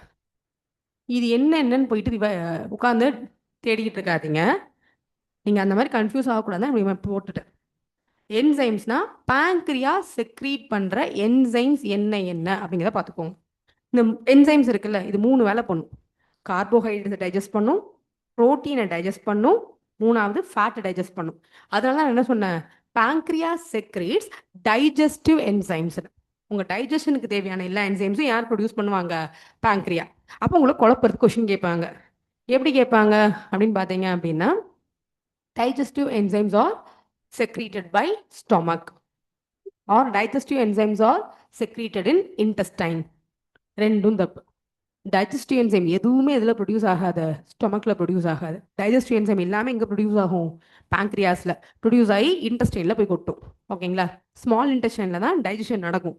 அங்கே தான் இந்த டைஜஸ்டிவ் என்சைம்ஸ்லாம் போய் சேரும். ஸ்டொமக்குக்கு போய் சேராது. எங்கே போய் சேரும்? ஸ்மால் இன்டெஸ்டைனுக்கு போய் சேரும். ஓகேங்களா. அமிலேஸ் அப்படின்னாலே கார்போஹைட்ரேட்ஸை குளுக்கோஸாக பிரேக் பண்ணுறதா நம்ம அமிலேஸ்னு சொல்லுவோம். அப்போ உங்களுக்கு பாங்க்ரியாட்டிக் அமிலேஸ் ஹெல்ப்ஸ் இன் வாட் அப்படின்னு பார்த்தீங்கன்னா டைஜஷன் ஆஃப் கார்போஹைட்ரேட். ட்ரிப்சின், கீமோட்ரிப்சின். ஓகேங்களா. ஸோ ட்ரிப்சின், கைமோட்ரிப்சின் இது ரெண்டுமே புரோட்டீன். இது உங்களுக்கு கார்போஹைட்ரேட்ஸ். ஓகேங்களா. அதுக்கு அடுத்தது இது 3 ஃபேட். ஓகேங்களா. சரி, பாங்க்ரியாட்டிக் லிப்பேஸ், அடுத்தது கொலஸ்ட்ரால் எஸ்ட்ரேஸ், இது 2 ஃபேட்டு. இந்த ரைபோ நியூக்ளியஸ் இருக்குல்ல, இது உங்களுக்கு வந்து இந்த வேஸ்டான நியூக்ளிக் ஆசிட்ஸ் எல்லாம் டைஜஸ்ட் பண்ணும். இந்த டிஎன்ஏ ஃப்ராக்மெண்ட்ஸ், ஆர்என்ஏ ஃப்ராக்மெண்ட்ஸ் அதெல்லாம் என்ன பண்ணும்? டைஜஸ்ட் பண்ணுறது யார்? Ribo nucleus. பேர்லேயே பாருங்க நியூக்ளியஸ் இருக்கா. ஸோ நியூக்ளியஸ் அப்படிங்கிறதுனால it helps in digestion of DNA RNA based substances, especially nucleic acid. ஓகேங்களா. அவ புரிஞ்சுதா? கார்போஹைட்ரேட் டைஜஸ்ட் பண்ணுது, ப்ரோட்டீன்ஸை டைஜஸ்ட் பண்ணுது, ஃபேட் டைஜஸ்ட் பண்ணுது, லாஸ்ட் என்னது? டிஎன்ஏ பேஸ் சப்ஸ்டன்ஸையும் டைஜஸ்ட் பண்ணுது. இதெல்லாம் என்னது? Enzymes secreted by pancreas. Next hormone secreted by pancreas. என்னெல்லாம்? Glucagon, insulin, somatostatin. ஓகேங்களா. ஸோ குளுக்ககான் அப்படிங்கிறதோட ரோல் உங்கள் பிளட் குளுக்கோஸ் லெவலை அதிகப்படுத்தும். ஓகேங்களா. ஏன்னா உங்களுக்கு குளுக்கோஸ் அப்படிங்கிறது குளுக்கோகான்ஸாக ஸ்டோர் ஆகி இருக்கும். அதை திருப்பியும் குளுக்கோஸாக மாற்றி பிளட்டில் கலந்து விட்டுறதான் யார்? உங்களுக்கு குளுக்கோகான்ஸோட வேலை. அப்போ குளுக்கோகான்ஸ் எப்பெல்லாம் ஆக்டிவேட் ஆகுதோ அப்போல்லாம் உங்கள் பிளட்டில் குளுக்கோஸ் என்ன ஆகிக்கிட்டே போகும்? இன்க்ரீஸ் ஆகிக்கிட்டே போகும். ஓகேங்களா. இதை தான் நம்ம என்ன சொல்கிறோம்? டயபெட்டிஸ் அப்படின்னு சொல்கிறோம். இன்சுலின் அப்படியே ஆப்போசிட்.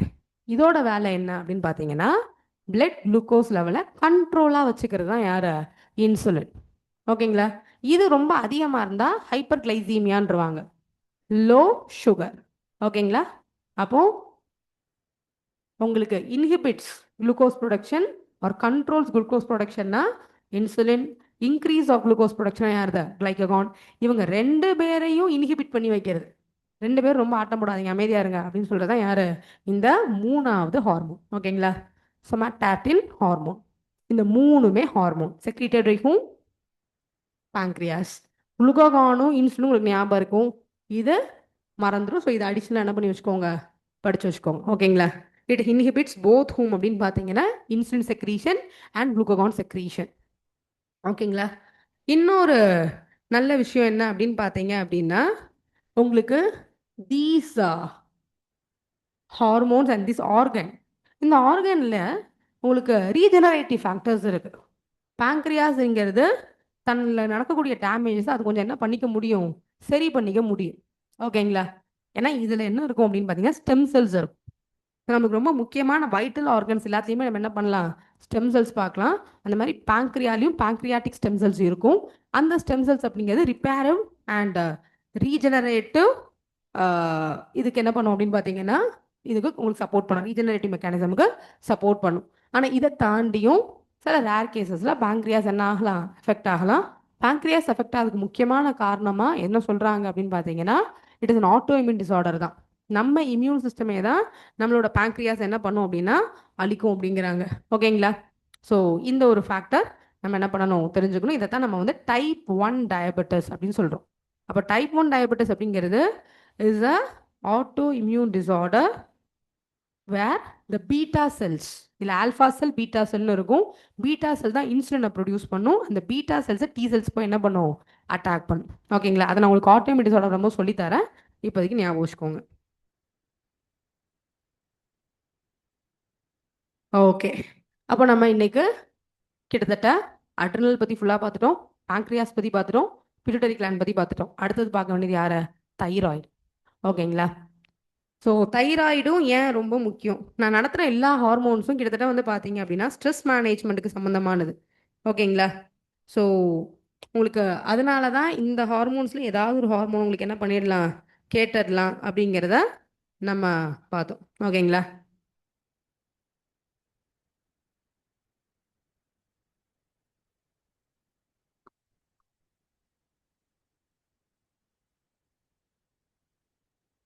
ஸ்பெல்லிங் மட்டும் மாற்றிக்கோங்கம்மா.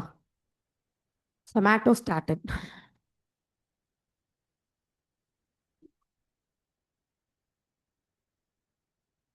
Okay, fine, ton.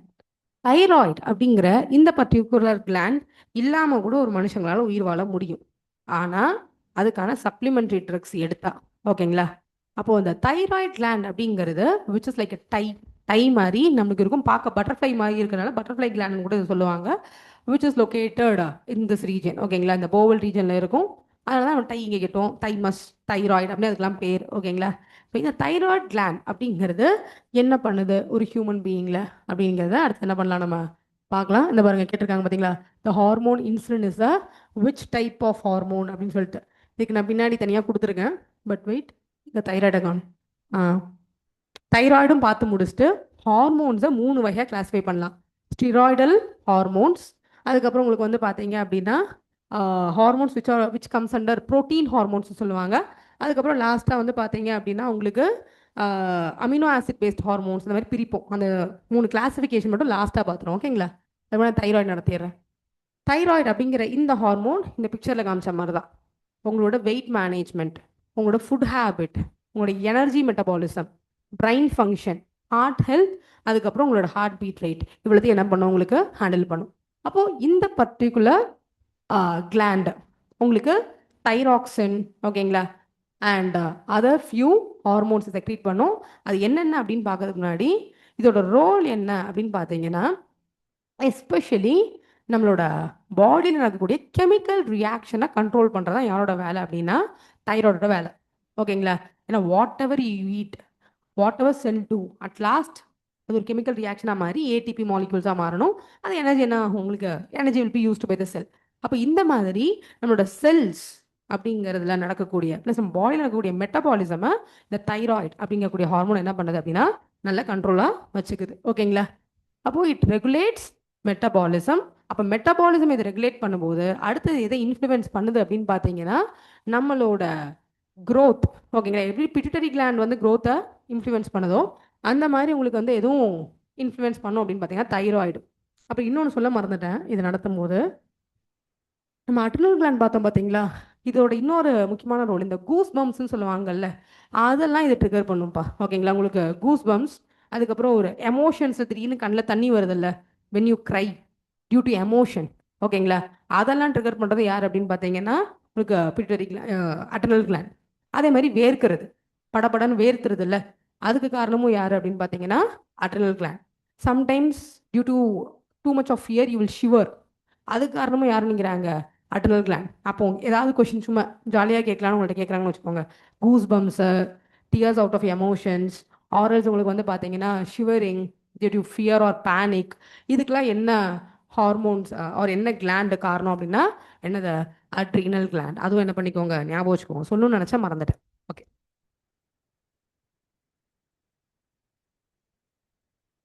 அப்போ உங்களுக்கு தைராய்டு கிளாண்டை பொறுத்த வரைக்கும் நான் சொன்ன மாதிரி உங்களுக்கு தைராய்டு கிளாண்ட் அப்படிங்கிறது கால்சியம் அக்யூமுலேஷனுக்கு ரொம்பவே சப்போர்ட் பண்ணும். ஓகேங்களா?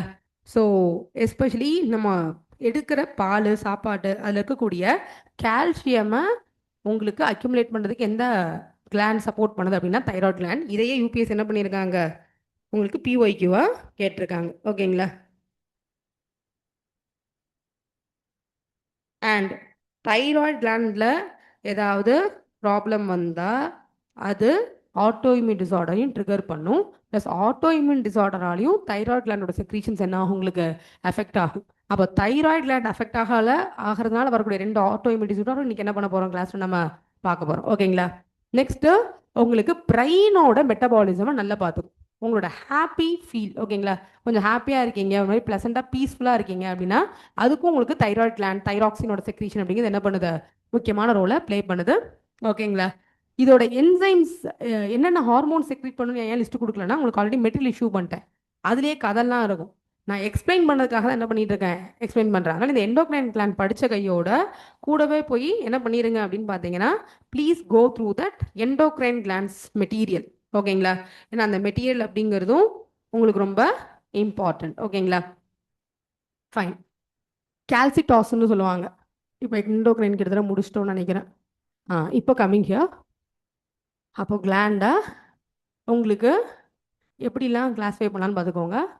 புரோட்டீன் ஹார்மோன், பெப்டைடு ஹார்மோன், இல்லை பாலிபெப்டைடு ஹார்மோன்னு கேட்டாங்கன்னா அதுக்கு எக்ஸாம்பிள் என்னெல்லாம், இன்சுலின், குளூககான், பிட்டுட்டரி ஹார்மோன் செக்ரீட் பண்ணக்கூடிய எல்லா ஹார்மோன்ஸும் எதுக்கடியில் தான் வரும், உங்களுக்கு ப்ரோட்டீன் ஹார்மோன்ஸ்க்கு எக்ஸாம்பிளாக வரும். அப்புறம் ஹைப்போதாலமிக் ஹார்மோன்ஸும் என்னதான், உங்களுக்கு ப்ரோட்டீன் ஹார்மோன்ஸ் தான். அதாவது இந்த எல்லா ஹார்மோன்ஸ்லையும் நீங்கள் பெப்டைட்ஸோ இல்லாட்டி பாலிபெப்டைட்ஸோ என்ன பண்ண முடியும், பார்க்க முடியும். அடுத்தது ஸ்டிராய்டு ஹார்மோன்ஸ். இதுக்கு எக்ஸாம்பிள் என்னலான்னு பார்த்துக்கோங்க. கார்டிசால், அதுக்கப்புறம் டெஸ்டோஸ்டிரான், அதுக்கப்புறம் எஸ்ட்ரோடால், அதுக்கு அடுத்தது ப்ரொஜெஸ்ட்ரான். இது எல்லாமே என்னது, ஸ்டிராய்டல் ஹார்மோன்ஸ். அதாவது நம்மளோட ரீப்ரொடக்டிவ் சிஸ்டமும் நம்மளோட அட்ரினல் கிளாண்டும் ப்ரொடியூஸ் பண்ணக்கூடிய ஹார்மோன்ஸில் சில ஹார்மோன்ஸ் என்னதான் இருக்கு, ஸ்டிராய்டல் ஹார்மோன்ஸாக இருக்கு. இது மட்டும்தான் steroidal hormones. All the hormones are not what, steroidal hormones. ஓகேங்களா? அப்புறம் நம்ம அயோடின் பேஸ்டு ஹார்மோன் அப்படின்னா தைராய்டு கிளாண்ட் செக்ரீட் பண்ணால் அது உங்களுக்கு தெரிஞ்சிருக்கும். You have the clue with you. ஓகேங்களா? அதுக்கப்புறம் அமினோ ஆசிட் டெரிவேட்டிவ்ஸ் அப்படிங்கும்போது உங்களோட இந்த எஃபின்ஃபைரன், இது வந்து என்னது, உங்களுக்கு அமினோ ஆசிட் பேட் ஹார்மோன். இதை ஏன் கொடுத்தனா இது யூபிஎஸ்சி பிஒய்க்யூ. எங்கேருந்து சோர்ஸ் பண்ணால் என்சிஆர்டி. ஓகேங்களா? இது சொல்ல போனால் என்சிஆர்டி ஒரு சம்மரி கிளாஸ் தான், அப்படியே என்சிஆர்டிலேருந்து கட் காப்பி பேஸ்ட்டு. ஓகேங்களா? ஸோ இந்த கான்செப்டை எக்ஸாம் போகிறதுக்கு முன்னாடி இதெல்லாம் எதுக்கும் என்ன பண்ணிக்கோங்க, கோ த்ரூ பண்ணிக்கோங்க. ஓகேங்களா? Now coming to exocrine glands. Very easy. ஓகேங்களா? இந்த கிளாண்ட்ஸை நம்ம எப்படி பிரிச்சுக்கலாம் அப்படின்னா டைஜஷன், ஸ்கின் கேரு, ஓகேங்களா, இந்த 2ஆக பிரிச்சிடலாம். ஸோ டைஜஷன் அப்படின்னா டைஜஷனில் என்னெல்லாம் என்சைம்ஸ் உருவாகுது, ஏன்னா எக்ஸோக்ரைன் கிளாண்ட் ப்ரொடியூஸ் பண்ணுற எல்லாமே என்னது, என்சைம்ஸ்.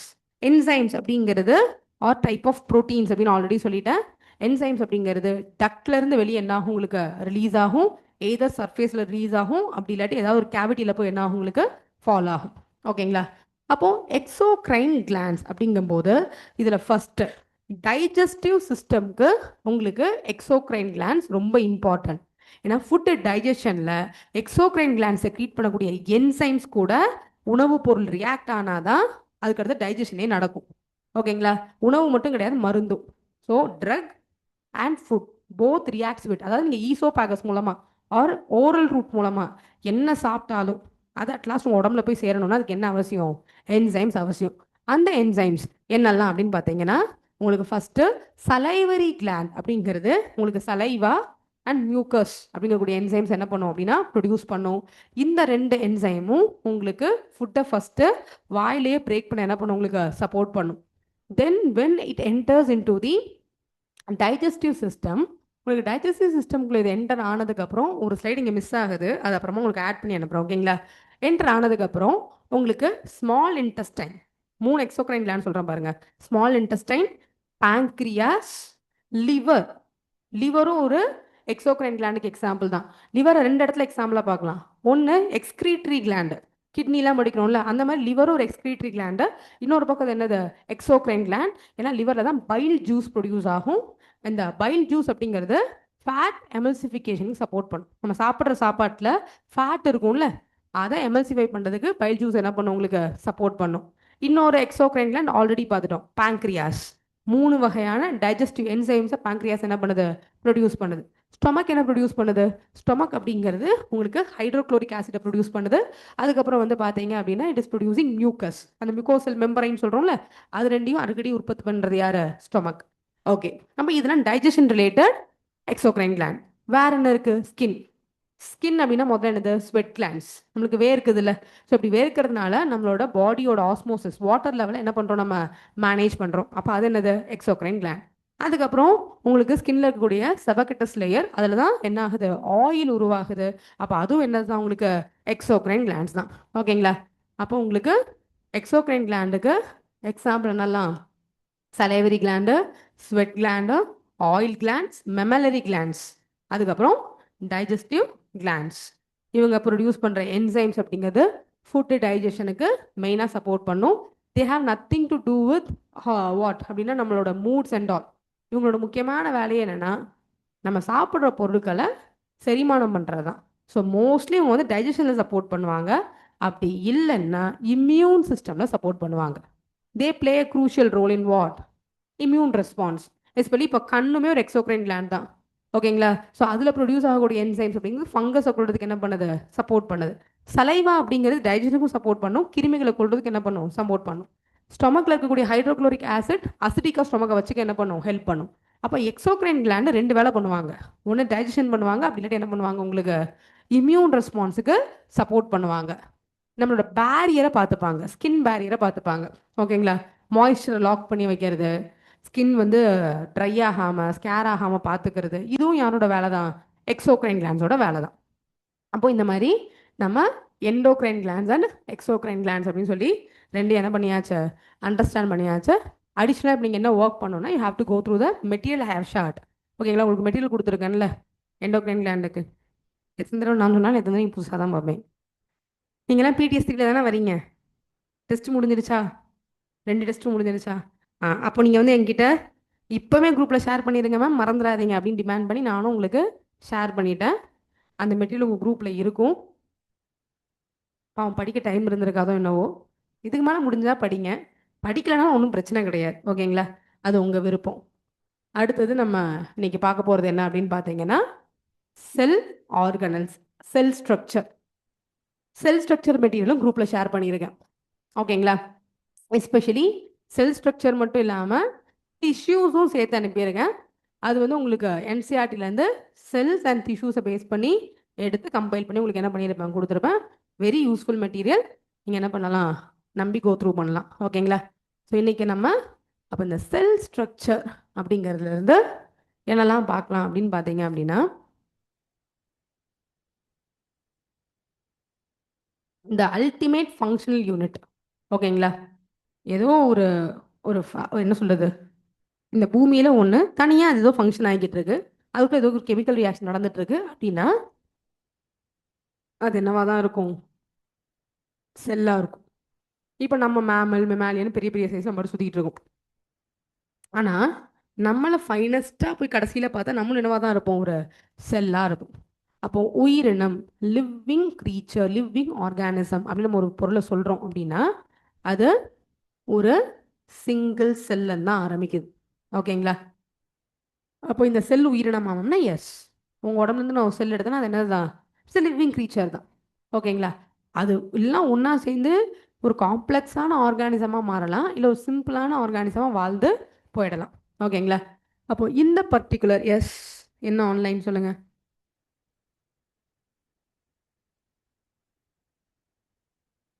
அதாவது இந்த மெட்டீரியல் அப்படிங்கிறது ஒரு சக்கரை பொங்கல் மாதிரியும் ஒரு பிரசாதம் மாதிரியும் ஆயிடுச்சு.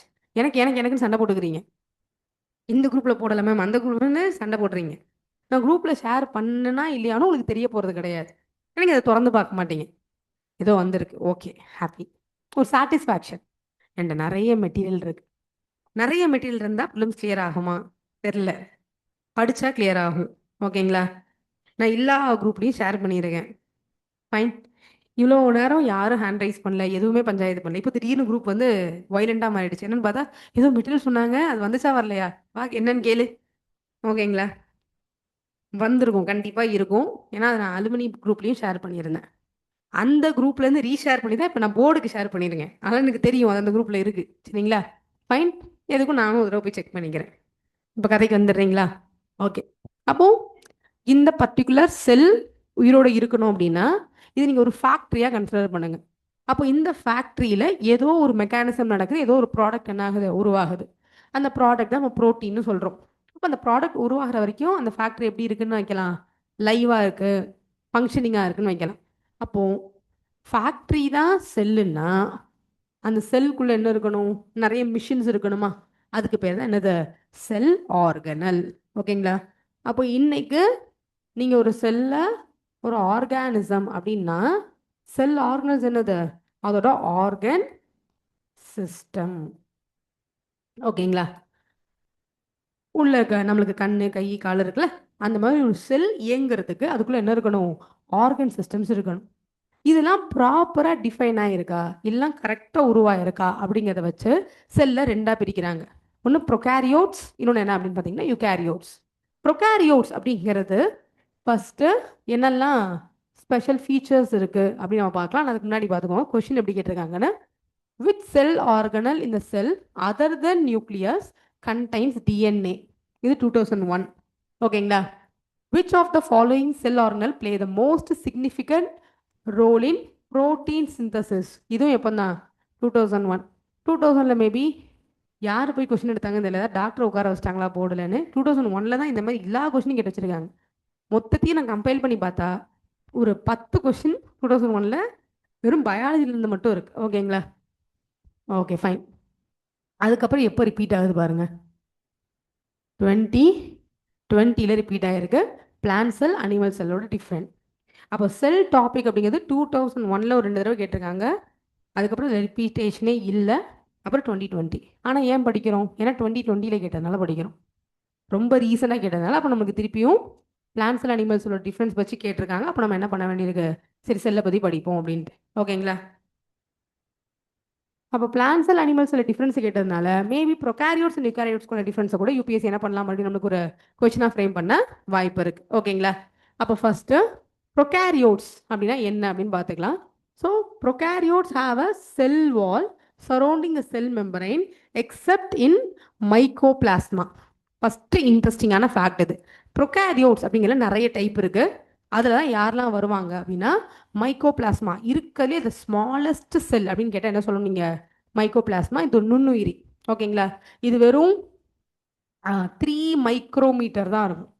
3 மைக்ரோமீட்டர்னா எவ்வளோ குட்டின்னு பார்த்துக்கோங்க. மைக்ரோஸ்கோப்பில் வச்சு பார்த்தாலே ஒழுங்காக தெரியாது. அந்த அளவுக்கு ஒரு சின்ன நுண்ணுயிரி தான் என்னது உங்களுக்கு மைக்கோபிளாஸ்மா.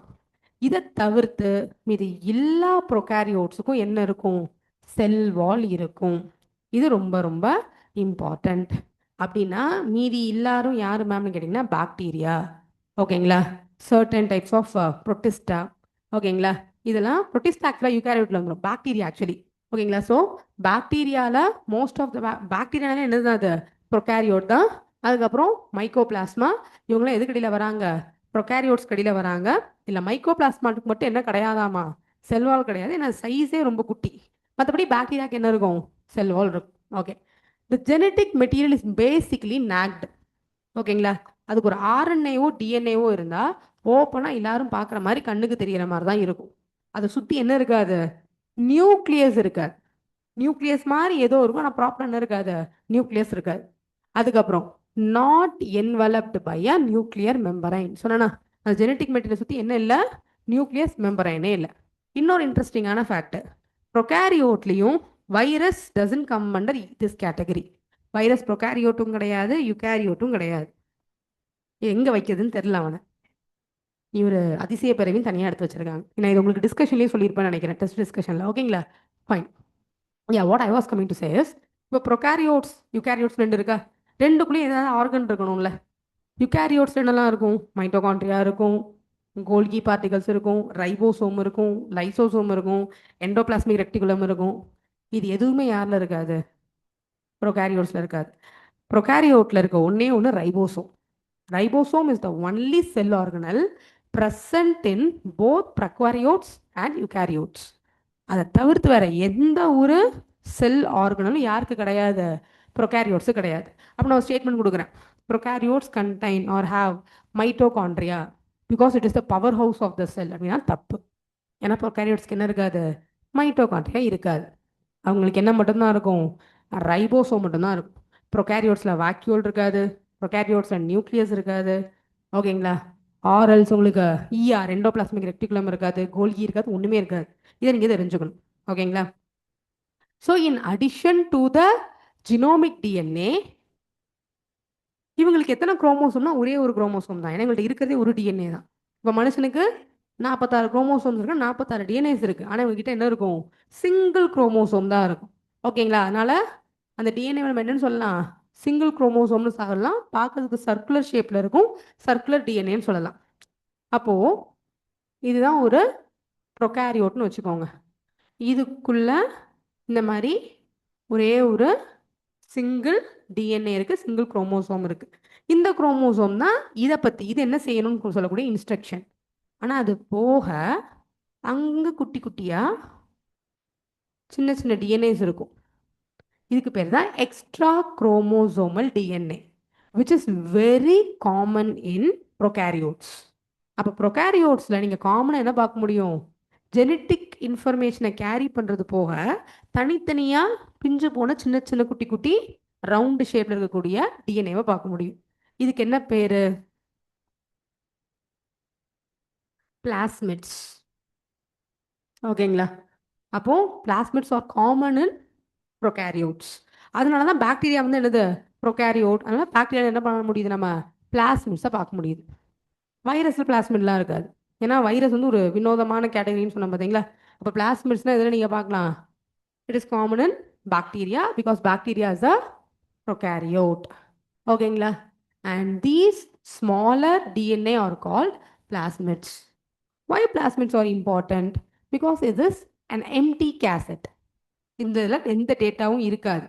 ஏன் இது ப்ரொகாரியோட்டுக்கு இருக்குன்னா, பாவம் ப்ரொகாரியோட்டையும் யாராவது போய் அட்டாக் பண்ணலாம்ல. அதுவும் என்ன ஆசைப்படும்? நானும் இந்த பூமியில் உயிர் வாழணும். அப்போ இந்த ப்ரொகாரியோட்ஸை அட்டாக் பண்ணுற ஆள் யார் அப்படின்னா வைரஸ். ஒரு வைரஸ் வந்து என்ன பண்ண முடியும்? ப்ரொகாரியோட்ஸை அட்டாக் பண்ண முடியும். அப்படி உங்களோட பாக்டீரியாவையோ இல்லை ப்ரொகாரியோட்டையோ அஃபெக்ட் பண்ணக்கூடிய வைரஸ் அப்படின்னு எடுத்துக்கிட்டோம்னா அதை தான் பாக்டீரியோஃபேஜ் அப்படின்னு சொல்லுவாங்க. ஓகேங்களா? இது PYQ.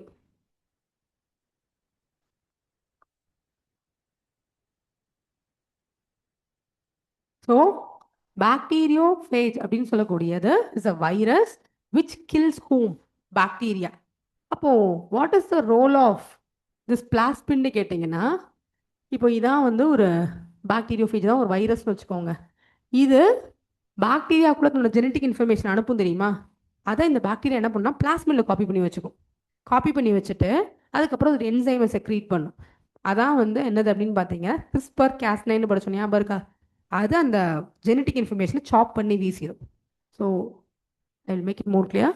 This is a bacteria. இதில் குட்டி குட்டியாக என்ன இருக்குது? நிறைய பிளாஸ்மிட்ஸ் இருக்குது. இது பாக்டீரியாவோட ஜெனட்டிக் இன்ஃபர்மேஷன்.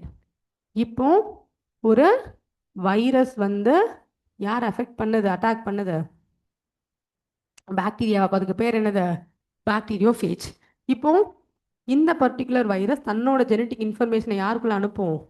பாக்டீரியாக்குள்ளே அனுப்பும். ஏன்னா நமக்கு தெரியும் வைரஸால் என்ன பண்ண முடியாது, அதுவாக ரீப்ரொடியூஸ் பண்ண முடியாது. அது ஜெனட்டிக் இன்ஃபர்மேஷனை ஏதாவது ஹோஸ்ட்டுக்குள்ள அனுப்பி தான் ரீப்ரொடியூஸ் பண்ணும். அப்போ இந்த மாதிரி அனுப்பிடுச்சா, அனுப்புன வைரஸோட ஜெனட்டிக் இன்ஃபர்மேஷனை இது எதில் ஸ்டோர் பண்ணி வச்சுக்கும்? கேஸ்பிட்ஸில். இந்த மாதிரி பிளாஸ்மிட்ஸில் ஸ்டோர் பண்ணி வச்சுட்டு, ஓஹோ இதான் நம்ம எனிமியா அப்படின்னு சொல்லி இந்த எனிமியை பற்றி மெமரைஸ் பண்ணிடுச்சுல. பண்ணதுக்கப்புறம் it will produce enzyme or a particular type of DNA sequence called what?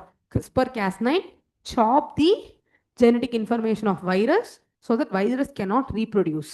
ஓகேங்களா? இந்த மாதிரி ஒரு டிஃபென்சிவ் மெக்கானிசம்க்கு அதை என்ன பண்ணி வச்சிருக்க? பிளாஸ்மிட் வச்சிருக்கு. பட் நம்மளுக்கு அதுவும் கண்ணை உறுத்துது. அது எப்படி உனக்கு இருக்கலாம்? அதையும் ஒன்றை நாங்கள் பிடிக்கிறோம் அப்படின்னு சொல்லி இந்த பிளாஸ்மிடை நம்ம எதுக்கு யூஸ் பண்ணிக்கிறோம்? ஜெனட்டிக் இன்ஜினியரிங் பர்பஸ்க்காக யூஸ் பண்ணிக்கிறோம். இதை நம்ம பயோடெக்னாலஜி ஜெனட்டிக் இன்ஜினியரிங் படிக்கும்போது எப்படி யூஸ் ஆகுது அப்படிங்கிறத பார்க்கலாம். ஓகேங்களா? The plasmid DNA confers certain unique phenotypic character to bacteria. One such character is resistance to antibiotics. Please remember this. இந்த ஃபேக்ட் யூபிஎஸ்சி கேட்கணும். அப்போ ஒரு பாக்டீரியா ஏன் ஆன்டி மைக்ரோபியல் ரெசிஸ்டண்ட்டாக மாறுது மேம்? நம்ம ஏஎம்ஆர்னு படித்தா அது 90% ஏன் பாக்டீரியா இருக்குன்னா, பாக்டீரியா இருக்கக்கூடிய இந்த பிளாஸ்மிட்ஸ் அப்படிங்கிறது அதுக்கு வந்து என்ன பண்ணுது அப்படின்னு பார்த்தீங்கன்னா கொஞ்சம் இம்யூன் ரெஸ்பான்சஸை கொடுக்குது. அண்ட் இந்த பிளாஸ்மிடோட உதவியோட தான் அது ஆன்டிபயோட்டிக் எதிர்த்து உயிர் வாழ என்ன பண்ணுது, கற்றுக்குது. ஓகேங்களா? ஸோ இந்த ஃபேக்ட் நம்ம என்ன பண்ணணும், தெரிஞ்சு வச்சுக்கணும். Next, most of the prokaryotic cell, particularly the bacterial cell, have a chemically complex cell envelope made up of polysaccharides. Sugar molecule இருக்குல்ல, அந்த சுகர் மாலிக்யூலை வச்சு தன்னை சுற்றி அதை என்ன பண்ணி வச்சுருக்கோம், ஒரு என்வலப்பை என்ன பண்ணி வச்சுருக்கோம், டெவலப் பண்ணி வச்சுருக்கோம். இந்த என்வலப் அதை சுற்றி இருக்கிற வரைக்கும் எந்த மருந்தாலையும் அதை என்ன பண்ண முடியாது, சீக்கிரமாக அழிக்க முடியாது. அதனால தான் பாக்டீரியல் இன்ஃபெக்ஷனுக்கு ட்ரக்கு சீக்கிரமாக என்ன பண்ணாது, வேலை செய்யாது. ஏன்னா தன்னை காப்பாற்றுறதுக்காக அது என்ன பண்ணுது, தன்னை சுற்றி ஒரு கெமிக்கல் கோட்டிங்கை ரெடி பண்ணி வச்சிருக்கு. ஓகேங்களா? இது எதில் காமனாக இருக்குது நம்மளுக்கு, இன் ப்ரொகாரியோட்ஸ், எஸ்பெஷலி இன் பாக்டீரியா. ஓகேங்களா? அப்போ நம்ம ப்ரொகாரியோட்ஸில் தனியாக செல் ஆர்கனெல்லாம் ஒன்றும் இல்லை, ஸோ அதெல்லாம் பற்றி படிக்கிற அவசியம் இல்லை. நம்மளுக்கு ப்ரொகாரியோட்னா என்ன, அது இருக்குல்ல குட்டியோண்டு ப்ரொகாரியோட் யார், உலகத்தில் ஸ்மாலஸ்ட் செல்னு எதோ சொல்கிறோம் நம்ம, மைக்கோபிளாஸ்மா சொல்கிறோம். லார்ஜஸ்ட் செல் என்னன்னா ostrich egg. Single cell largest செல்னா என்னது, கண்ணால் பார்க்க முடியும். எது முட்டைனாலே அது கண்ணால் பார்க்க முடியும்னா அதுலேயே எக்லேயே பெரிய எக் என்னது, ஆஸ்ட்ரிச் எக். படத்தில் கேள்விப்பட்டிருப்பீங்க. ஓகேங்களா? ஸோ இந்த ஆஸ்ட்ரிச் எக் தான் இருக்கிறதுலே லார்ஜஸ்ட் வாட் செல். ஸ்மாலஸ்ட் என்னது, மைக்கோபிளாஸ்மா. லாங்கஸ்ட்னா மனுஷனோட நர்வ் செல்ஸ், அதான் இருக்கிறதுலே single cell but longest cell என்னது, நம்மளோட நர்வ் செல்ஸ். ஓகேங்களா? Now coming to eukaryotes. யாரெல்லாம் யூகேரியோட் கேட்டகரியில் வருவாங்க, ப்ரொட்டிஸ்ட்ல இருந்து வரிசையாக எல்லாரும் யூகேரியோட் தான். Protist, plant, animal, fungi, they are always eukaryotes. பிளான்ட்னா அதில் ப்ரொகாரியோட் இருக்கவே இருக்காது, நம்மளாம் யோசிக்கக்கூடாது. ஆல் பிளான்ட்ஸ் ஆர் யூகேரியோட்ஸ் அப்படின்னு கேட்டால் yes. All animals are eukaryotes yes. All protist R eukaryotes yes. புரிஞ்சுதா? அப்போ protozoans eukaryotes, fungi eukaryotes, worm eukaryotes. ஓகேங்களா? மைக்ரோஸ்கோப்பிக்காக இருந்தாலே இது ப்ரொகாரியோட்னு கிடையாது. மைக்ரோஸ்கோப்பிக்காக என்னவும் இருக்கலாம், யூகேரியோட்ஸும் இருக்கலாம். ஓகேங்களா? Fine. Plant and animal cells are different as the former possess cell wall plasmids. இதுதான் இம்பார்ட்டன்ட், இதுதான் PYQ. ஆனால் இதை பார்க்கறதுக்கு முன்னாடி இன்னொன்று தெரிஞ்சுக்கோங்க, பிளான்ட் செல் அனிமல் செல் மட்டும் கிடையாது, யூகேரியோட்டிக் செல்ஸ் ஒவ்வொன்றும் ஒவ்வொரு மாதிரி இருக்கும். இப்போ நம்ம உடம்புலையே நிறைய செல்ஸும் யூகேரியோட்டிக் செல்ஸும் மொத்தமாக இருக்குன்னா ஒவ்வொரு செல்லும் ஒவ்வொரு மாதிரி இருக்கும். என்ன காரணம் அப்படின்னு பார்த்தீங்கன்னா, யூகேரியோட்டிக் செல்ஸ் 3 முக்கியமான விஷயத்தால் உருவாகுது. அதாவது இந்த யூகேரியோட்டிக் செல்லுக்குள்ள செல் மெம்பரைன்னு ஒன்று இருக்கும், ஒரு ஜெல்லி மாதிரி ஒரு சப்ஸ்டன்ஸ் இருக்கும். ஓகேங்களா? அந்த ஜெல்லி மாதிரியான சப்ஸ்டன்ஸில் கார்போஹைட்ரேட், புரோட்டீன், லிப்பிட், இது 3 இருக்கும். இது 3ஓட கான்சன்ட்ரேஷன் மாறும். மாறினால செல்லோட குணமும் மாறும். ஃபார் எக்ஸாம்பிள், நம்ம கண்ணில் இருந்து ஒரு செல் எடுத்தோம்னு வச்சுக்கோங்க, அந்த செல்லு ஓகே. ஸோ ஃபஸ்ட்டு இதான் செல்லோட அவுட்டர் மெம்பரைன், இதை பிளாஸ்மா மெம்பரைன் நம்ம சொல்கிறோமா. உள்ளே என்ன இருக்கும் அப்படின்னு பார்த்தீங்கன்னா, you have liquid like this, ஒரு மாதிரி ஃப்ளூயிட் மாதிரி நம்ம பார்க்க முடியும். ஓகேங்களா? அப்படியே உள்ளே இருக்கும். இதில் தான் எல்லா ஆர்கன்ஸ் இப்படி ஃப்ளோட் ஆகிக்கிட்டு இருக்கும். இந்த உள்ளே இருக்கக்கூடிய இந்த பர்டிகுலர் ஃப்ளூயிட் இருக்குல்ல, இந்த ஃப்ளூயிட் தான் 3 விஷயங்களால் உருவாயிருக்கு, கார்போஹைட்ரேட், புரோட்டீன், லிப்பிட்ஸ். இதோட கான்சன்ட்ரேஷன், ஃபார் எக்ஸாம்பிள் ஒரு செல்லில் 50% கார்போஹைட்ரேட்ஸு, மீதி ஒரு 30% ப்ரோட்டீனு, அப்புறம் ஒரு 20% என்ன இருக்க வாய்ப்பு இருக்குது, லிப்பிட்ஸ். வேறு செல்லில் 50% லிப்பிட்ஸு, ஓகேங்களா, 20% ப்ரோட்டீன்ஸு, 30% என்ன இருக்க வாய்ப்பு இருக்குது, கார்போஹைட்ரேட்ஸ் இருக்க வாய்ப்பு இருக்குது. இந்த மாதிரி ஒவ்வொரு செல்லுலையும் இருக்கக்கூடிய இந்த செல் மெம்பரைன் உள்ள இருக்கக்கூடிய அந்த ஃப்ளூயிடோட கான்சன்ட்ரேஷன் என்ன ஆகும், மாறும். அப்படி மாறும்போது செல்லோட கேரக்டர் என்ன ஆகிடும், மாறிடும். இதை நீங்கள் என்ன பண்ணணும், ஞாபகம் வச்சுக்கணும். ஓகேங்களா?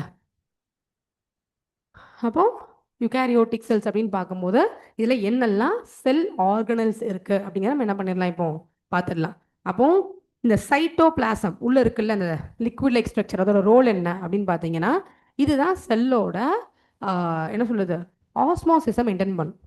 ஒரு செல் இருக்கு அப்படின்னா அந்த செல்லுக்குள்ள சில நேரம் தண்ணி வரும் போகும் வரும் போகும். அப்போ அந்த ஃப்ளூயிடிட்டி இந்த செல்லை யார் மெயின்டைன் பண்ணுவாங்க? உங்களுக்கு இந்த பர்டிகுலர் சைட்டோபிளாசம் மெயின்டைன் பண்ணும்.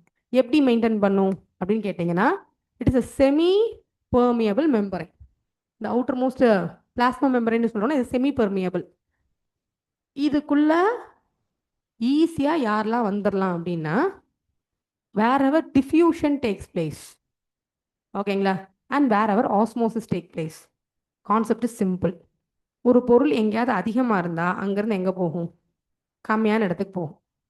அப்போ செல்லுக்குள்ளே தண்ணி கம்மியாக இருக்குது, செல்லுக்கு வெளியே தண்ணி அதிகமாக இருக்குன்னா தண்ணி ஈஸியாக என்ன பண்ணிடும்? செல்லுக்குள்ளே ஓடி போயிடும். அப்போ water easily transpose inside and outside cell, ஓகேங்களா. அதுக்கப்புறம் வாட்டர் சால்யூபிள் மினரல்ஸ், அதுவும் அழகாக ஜாலியாக உள்ளே போகும் வெளியே வரும். அப்போ பேஸ்ட் ஆன் த கான்சன்ட்ரேஷன் சப்ஸ்டன்ஸோட மூவ்மெண்ட் இருந்தால் அது ஈஸியாக செல்லுக்குள்ளே போயிட்டு போயிட்டு வந்துட்டு இருக்கும். இதை வந்து பாசிவ் டிரான்ஸ்போர்ட் அப்படின்னு சொல்லுவாங்க, ஓகேங்களா. அதிகமாக இருக்க இடத்துல இருந்து கம்மியாக, கம்மியாக இருக்க இடத்துல அதிகமாக, இப்படி மாற்றி மாற்றி ஓடுறது. இதை யாரும் ஃபோர்ஸ் பண்ண வேண்டாம், இல்லை புஷ் பண்ணி அனுப்பிங்கிற அவசியம் கிடையாது. கான்சன்ட்ரேஷன் மாறினா தானே என்ன ஆக போகுது? மூவ்மெண்ட் மாறப்போகுது.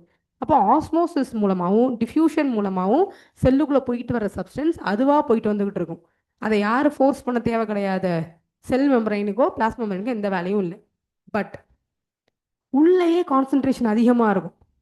ஆனால் அதையும் தாண்டி அந்த மாலிகூல்ஸ் வெளியே இருந்து உள்ளே போகணும்னு வச்சுக்கோங்க. இப்போ கிளாஸ்க்குள்ளேயே 100 பேர் இருக்கீங்க. இப்போ 4 பேர் கிளாஸ்க்குள்ள அனுப்புறது எனக்கு எப்படி இருக்கும்? கஷ்டமாக இருக்கும். பட் எனக்கு சூழ்நிலை வந்து எப்படி இருக்குன்னா அனுப்புகிற மாதிரி இருக்கு. அப்போ இதுக்கு பேர் active transport. Good example is potassium and sodium. இந்த பொட்டாசியம் அண்ட் சோடியம் எப்போவுமே செல்லுக்குள்ளே போய் ட்ரை பண்ணும்போது உங்களுக்கு active transport plasma membrane allow பண்ணாது, புஷ் பண்ணி தான் என்ன பண்ணுற மாதிரி இருக்கும்? உள்ளே போகிற மாதிரி இருக்கும். இப்படி செல்லுக்குள்ளே யார் போகலாம் யார் வெளியே வரலாம் அப்படிங்கிறது இந்த 3 ஃபேக்டர் என்ன பண்ணுது? டிசைட் பண்ணுது. டிஃப்யூஷன், ஆஸ்மோசிஸ், இன்னொன்று இந்த ஆக்டிவ் டிரான்ஸ்போர்ட். டிஃப்யூஷன் ஆஸ்மோசிஸ்னா பாசிவ், நான்லாம் ஃபோர்ஸ் பண்ண வேண்டாம், கான்சன்ட்ரேஷன் மாற மாற உள்ள வெளியே நாங்கள் சுற்றிக்கிட்டு இருக்கோம். ஆக்டிவ்ல என்ன பண்ணணும்? நம்ம ஃபோர்ஸ் பண்ணி உள்ளே போகணும். ஏன்னா உள்ளேயே 80 பேர் இருப்பான், இன்னும் 5 பேர் உள்ளே வர ட்ரை பண்ணுவான், ஓகேங்களா. எக்ஸாம்பிள் என்ன ஞாபகம் வச்சுக்கோங்க? பொட்டாசியம் சோடியம் ஞாபகம் வச்சுக்கோங்க, ஓகேங்களா. டன். நெக்ஸ்ட்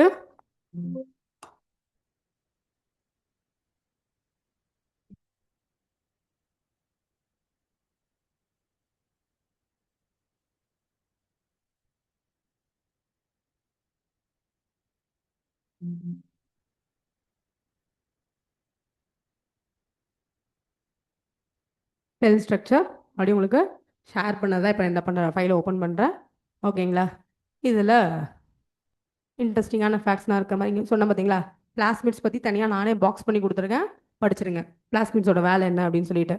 அதே மாதிரி பாருங்க, டூ யூ நோன்னு ஒரு ஃபேக்ட் போட்டு கொடுத்துருக்கேன்ல. No organelles like the one in eukaryotes are found in prokaryotes except what? Ribosomes, ஓகேங்களா. அதுக்கப்புறம் இங்கே ப்ரோகேரியோட்ஸ் அண்ட் யூகேரியோட்ஸ்க்கு டிஃப்ரென்ஸ் இருக்கும். இது அப்படியே வந்து cut copy paste from textbook தான், ஓகேங்களா. மோஸ்ட் ஆஃப் த பாருங்க பிபிடி ஷேர் ஆகுதா? ஆயிருக்காது.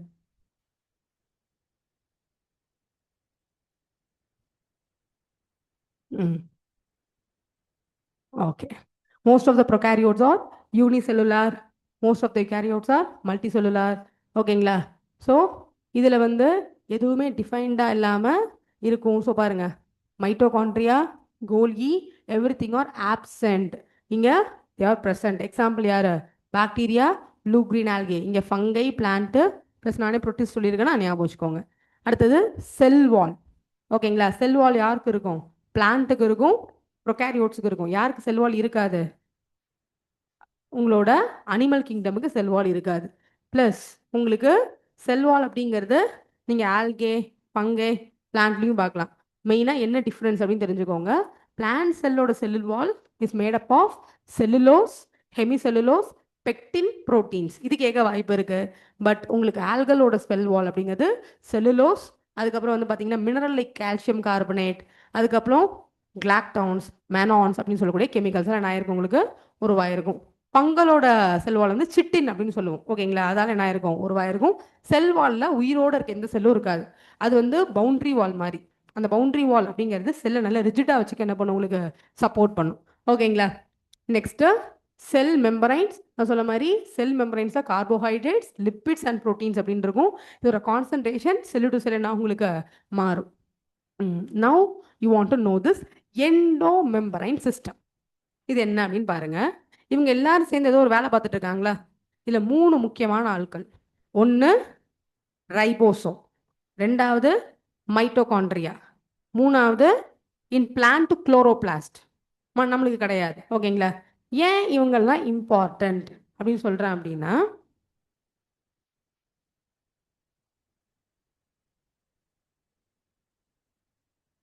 இவங்க 3 பேரும் ஒருத்தன் ப்ரோட்டீன் ப்ரொடியூஸ் பண்றாங்க, இன்னொன்று பவர் ஹவுஸா இருக்காங்க. ஓகேங்களா? இதே இது பிளான்ட்ல ஃபுட் ப்ரிப்பரேஷன் யார் பண்றாங்க? குளோரோபிளாஸ்ட் பண்றாங்க. அப்போ அவங்களாம் என்னது உங்களுக்கு ரொம்ப முக்கியமான organelles. Just give me 1 minute. ம் ம் அப்போ முதல்ல ரைபோசோமோட வேலை என்ன? So ribosome is the one organelle which is going to produce what? Protein. இந்த ரைபோசோம் இதான் நியூக்ளியஸ்னு வச்சுக்கோங்க. அப்படி இந்த நியூக்ளியஸ்க்கு பக்கத்து இப்படி ஒட்டிட்டு இருக்கும். ஏன் அப்படி இருக்கும்? ஏன்னா ரைபோசோம் என்ன வேலை செய்யணுங்கிற இன்ஸ்ட்ரக்ஷன் எங்க இருந்தா வெளியே வரணும்? நியூக்ளியஸ்ல இருந்து. அப்போ எப்படின்னா நியூக்ளியஸ் இன்ஃபர்மேஷனை கொடுக்கும், வாங்கி சமைக்க ஆரம்பிக்கலாம் அப்படிங்கிறதுக்கு ரெடியாக ரைபோசோம்ஸ் என்ன பண்ணிட்டு இருப்பாங்க? நியூக்ளியஸ்க்கு பக்கத்தில் இருப்பாங்க. வேற எங்க இருப்பாங்க அப்படின்னா, there is a organelle called endoplasmic ரெக்டிகுலம்னு சொல்லுவோம். இந்த மாதிரி வளைஞ்சு வளைஞ்சு வளைஞ்சு ஒரு ஆர்கனல் இருக்கும். அது மேலே ஃபுல்லாக இப்படி ரைபோசோம் ஒட்டிட்டு இருக்கும். இந்த மாதிரி ரைபோசோம் என்ன இருக்கும்? இப்படி ஒட்டி ஒட்டி இருக்கும். இங்கேயும் என்ன உருவாகும்? ப்ரோட்டீன்ஸ் உருவாகும். இந்த மாதிரி ரைபோசோம்ஸ் நீங்கள் ஃப்ரீயாகவும் பார்க்கலாம், இல்லாட்டி எங்கேயும் பார்க்கலாம். எண்டோபிளாஸ்மிக் ரெக்டிகுலம் மேலேயும் பார்க்கலாம். ரைபோசோம்ஸோட வேலை என்ன அப்படின்னு பார்த்தீங்க அப்படின்னா, உங்களுக்கு to produce what? Proteins. Okay. இப்போ அடுத்தது மைட்டோகாண்ட்ரியா. இதோட வேலை என்ன? To produce energy, ATP molecules. இந்த மைட்டோகாண்ட்ரியா உங்களுக்கு ஆக்சிஜன் யூஸ் பண்ணி ஏடிபி மாலிக்யூல்ஸை ப்ரொடியூஸ் பண்ணாதான் செல்லே உயிரோட இருக்கும். ஏன்னா செல்லு அப்படிங்கிறதுக்கு தேவையான பவர் யார் கொடுப்பாங்க? மைட்டோகாண்ட்ரியா கொடுப்பாங்க. It's very very what important. ஓகேங்களா? ஃபைன். அடுத்தது முக்கியமான ஆள் யார் அப்படின்னு பார்த்தீங்கன்னா கோல்கி. ஏன் கோல்கி இம்பார்ட்டன்ட் அப்படிங்கிற இப்போ நான் சொன்னோன்னு புரியும் பாருங்க. புரோட்டீன் உருவாயிடுச்சா? அந்த புரோட்டீன் செல்லுக்குள்ளே உருவாகுதா? கொஞ்சம் ப்ரோட்டீன்ஸை செல் தான் ஃபங்க்ஷன் ஆகிறதுக்கே யூஸ் பண்ணிக்கணும்னு வச்சுக்கோங்க. மீதி ப்ரோட்டீன்ஸ்லாம் யாருக்காக உருவாக்கியிருக்கோம்? ஏதோ ஒரு வேலை, அந்த வேலை செய்யணும்னா அந்த ப்ரோட்டீன் செல்லை விட்டு என்ன பண்ணணும்? வெளியே போகணும். அப்போது இந்த ப்ரோட்டீன்ஸை பேக் பண்ணணும். பேக் பண்ணி செல்லை விட்டு என்ன பண்ணணும்? வெளியே அனுப்பணும். இந்த முக்கியமான வேலையை பண்ணுறதே யார் தான்? கோல்கி தான். அண்ட் எண்டோபிளாஸ்மிக் ரெக்டிகுலம் இருக்குல்ல, இதை ப்ரொடியூஸ் பண்ணக்கூடிய இது என்ன சொல்றது, மினரல்ஸ் அண்ட் ப்ரோட்டீன்ஸ், அதையும் பேக் பண்ணி வெளியே அனுப்புறது யார் தான்? கோல்கி. அப்போ இவங்க 3 பேருமே functionally linked with each other. ரைபோசோமும் எண்டோபிளாஸ்மிக் ரெக்டிகுலமும் எதை உற்பத்தி பண்ணாலும் அதை பேக் பண்ணி வெளியே டெலிவர் பண்ணுற வேலை யார் பார்த்துட்டு இருக்காங்க? கோல்கி பார்ட்டிகல்ஸ் பார்த்துட்டு இருக்கு. அப்போ இவங்க 3 பேரையும் நம்ம என்ன பண்ணலாம்? ஒரு டீமாக கன்சிடர் பண்ணலாம். அதுக்கு பேர் தான் என்னது? Endo membrane system. அப்போ இன்க்ளூட்ஸ் whomனு பாருங்க. Endoplasmic reticulum, Golgi complex, lysosomes, vacuoles. இதில் அடுத்து யார் வரணும்? ரைபோசோமும் வரணும். மனுஷங்களுக்கு வாக்யூல்ஸ் கிடையாது. பிளான்ஸுக்கு, அதான் மனுஷங்கன்னு சொல்ல பாருங்க, அனிமல் செல்ஸ்க்கு வாக்யூல்ஸ் கிடையாது. அப்போ லைசோசோமும் வாக்யூல்ஸும் ஏன் வந்தது? இது ரெண்டும் ஸ்டோரேஜ். தேவையில்லாத என்ன பண்ணுவோம்? ஸ்டோர் பண்ணி வைப்போம். அப்போ வேலை சிம்பிள். ப்ரோட்டீன் ப்ரொடியூஸ் பண்ணியாச்சு. ப்ரொடியூஸ் பண்ணியானதுக்கப்புறம் எண்டோக்ரைன், நம்மளோட எண்டோபிளாஸ்மிக் ரெக்டிகுலமே என்ன பண்ணுவோம்? ப்ரோட்டீன் ப்ரொடியூஸ் பண்ணுவோம். ரெண்டு எங்கே போகும்? கோல்கி. கோல்கி எல்லாத்தையும் பார்சல் பண்ணிடுச்சா? பார்சல் பண்ணி என்ன பண்ணிடும்? வெளியே தள்ளிடும். மிச்சம் மீதி வேஸ்ட் இருக்குமா? தூக்கி வீசும். அது ஒன்று லைசோசோம்ஸ் எடுத்து டைஜஸ்ட் பண்ணி முடிச்சிடும். அப்படி இல்லாட்டி யார் எடுத்துப்பாங்க? வாக்யூல்ஸ் எடுத்து ஸ்டோர் பண்ணி வச்சுக்கும். பிளான்ட் செல்லில் வாக்யூல் அப்படிங்கிறது ஒரு பெரிய ஸ்டோர் ஹவுஸ். அப்போ தேவையில்லாததை கோல்கி அனுப்பிச்சுன்னா எங்கே போய் ஸ்டோர் ஆகிடும்? வாக்யூல்ஸில். அனிமல் செல்லில் அதை கிளியர் பண்ணுறதுக்கு யார் இருக்காங்க? லைசோசோம்ஸ் இருக்கு. லைசோசோம்ஸ் என்ன பண்ணும் அப்படின்னு பார்த்தீங்க அப்படின்னா, produce some enzymes and digest. அப்போ பேக்கேஜ் முடிஞ்சு வரக்கூடிய வேஸ்டேஜை ஃபுல்லாக கிளியர் பண்ணுறதா யாரோட வேலை? லைசோசோம்ஸ் அண்ட் வாக்யூல்ஸோட வேலை. அதுவும் அதனால இதில் பார்ட்டாக இருக்கு நம்மளுக்கு இந்த எண்டோ மெம்பரைன் சிஸ்டம்ல பார்ட்டா இருக்கு. ஓகேங்களா? ஃபைன். அப்போ கோல்கி என்ன பண்ணுது அப்படிங்கிறத பார்ப்போமா? அப்போ ரைபோசோம்ஸ் என்ன பண்ணிடுச்சு உங்களுக்கு? ப்ரோட்டீன்ஸை ப்ரொடியூஸ் பண்ணிச்சு. உங்களுக்கு இதுக்கு பேர் RER, ரஃப் எண்டோபிளாஸ்மிக் ரெக்டிகுலம். எந்த எண்டோபிளாஸ்மிக் ரெக்டிகுலம் ரஃப்னு சொல்லுவோம், அது மாதிரி ரைபோசோம் ஒட்டிட்டு இருந்தா. இவங்களோட வேலையும் என்னதான் அப்படின்னு பார்த்தீங்கன்னா, டு ப்ரொடியூஸ் வாட்? புரோட்டீன். இன்னொன்று என்ன சொல்லுவாங்கன்னா ஸ்மூத் எண்டோபிளாஸ்மிக் ரெக்டிகுலம். இதோட வேலை என்ன? ஃபேட்டை உற்பத்தி பண்ணும். உங்களுக்கு சொல்கிறோம்ல லிப்பிட்ஸ், அதை ப்ரொடியூஸ் பண்ணுற யார்? Smooth endoplasmic reticulum. இது ரெண்டும் செல்லுக்குள்ள இருக்கக்கூடிய முக்கியமான ஆர்கனல். அப்போ என்னெல்லாம் ஆர்கனல் பார்த்துருக்கோம்? we went through ribosomes, we learned about Golgi particles, rough endoplasmic reticulum, smooth endoplasmic reticulum. These are somewhat close to whom? Nucleus. அப்போ இதான் செல்லுன்னா செல்லோட மையப்பகுதியில் இந்த மாதிரி நியூக்ளியஸ் இருக்கும். இந்த நியூக்ளியஸ்குள்ள தான் என்ன இருக்கு? ஜெனட்டிக் இன்ஃபர்மேஷன் இருக்கு. அந்த மெயின் புக்கு இது உங்களுக்குலாம் கிளாஸ்ல நடத்திட்டேன் நான், அதெல்லாம் ஞாபகம் இருக்குன்னு நினைக்கிறேன். ஓகேங்களா? அந்த புக்கு தான் ரெசிபி புக். என்ன சமைக்கணும் அதில் தான் இருக்கு. அந்த இன்ஸ்ட்ரக்ஷன் வெளியே வர தான் அதை யார் ஃபாலோ பண்ணிப்பாங்க? இவங்கெல்லாம் ஃபாலோ பண்ணிப்பாங்க. அப்போ ஃபாலோ பண்ணி குக் பண்ணுறது ரைபோசோம், ஃபாலோ பண்ணி குக் பண்ணுறது என்னது? Rough எண்டோபிளாஸ்டிக் reticulum. ஃபுட் பண்ண ஃபுட்டை பேக் பண்ணுறது யார்? கோல்கி. பேக் பண்ணதை வெளியே டெலிவர் பண்ணுறது யார்? கோல்கி. அண்ட் அங்கேருந்து வெளியே வரக்கூடிய ஃபுட்டை நம்மளாம் என்ன பண்ணுவோம்? செல்ஸ் அதுக்கப்புறம் என்ன பண்ணிக்கும்? பயன்படுத்திக்கும். வேஸ்டெல்லாம் கொண்டு போய் வாக்யூல்ஸை ஸ்டோர் பண்ணுவோம், இல்லாட்டி லைசோசோம்ஸ்ட்டை கொடுத்துருவோம். ஓகே, அப்போ பாருங்க, the Golgi apparatus principally perform the function of packaging the material to be delivered either intracellular target, செல்லுக்கே தேவைப்பட்ட செல்லுக்குள்ளேயே கொடுக்கும், அப்படி இல்லாட்டி என்னது? secreted outside the cell. ஓகேங்களா? Fine. Golgi apparatus is a important site for formation of glycoproteins and glycolipids. Smooth endoplasmic ரெட்டிகுலம்லேருந்து வர்றத glycolipids ஆகும், ரைபோசோம்லேருந்து வர்றத கிளைகோ ப்ரோட்டீன்ஸ் ஆகும். மாத்திர வேலை யார் பார்த்துப்பாங்க? கோல்கி பார்த்துப்பாங்க. அப்போ கோல்கி கிளைகோ ஞாபகம் வச்சுக்கோங்க. ஓகேங்களா? அடுத்தது lysosome. These are membrane bind vesicular structure formed with process of packaging of Golgi particle. சொன்னல வேண்டாததெல்லாம் பேக் பண்ணி நம்ம லைசோசோம்ஸ்ட்டை கொடுத்தோம்னா அது என்ன பண்ணுவோம்? சில என்சைம்ஸை ப்ரொடியூஸ் பண்ணி அதை டைஜஸ்ட் பண்ணும். ஓகேங்களா? The isolated lysosomal vessels have been found to be very rich in almost another different types of hydrolytic another enzyme. அதோட வேலை என்னது? கார்போஹைட்ரேட், புரோட்டீன் அண்ட் லிப்பிட்ஸ் என்ன பண்ணணும்? உங்களுக்கு டைஜஸ்ட் பண்ணணும். அதுதான் யார் பண்ணுவாங்க? லைசோசோம். ஓகேங்களா? அடுத்தது நியூக்ளியஸ் உங்களுக்கு சொல்லவே தேவை கிடையாது. ஓகேங்களா? ஃபைன்.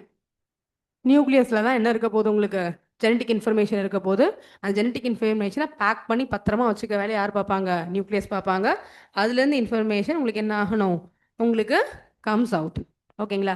அதாவது டவுட்டே வேண்டாமா, RER and SER rough endoplasmic ரெக்டிகுலமும் ஸ்மூத் எண்டோபிளாஸ்மிக் ரெக்டிகுலம் ப்ரொடியூஸ் பண்ணுறது ப்ரோட்டீன்ஸ் அண்ட் லிப்பிட்ஸ்னு சொல்கிறோம். அதை பேக் பண்ணும்போது கிளைகோ ப்ரோட்டீன்ஸ் அண்ட் கிளைகோ லிப்பிட்ஸ்னு சொல்கிறோம்.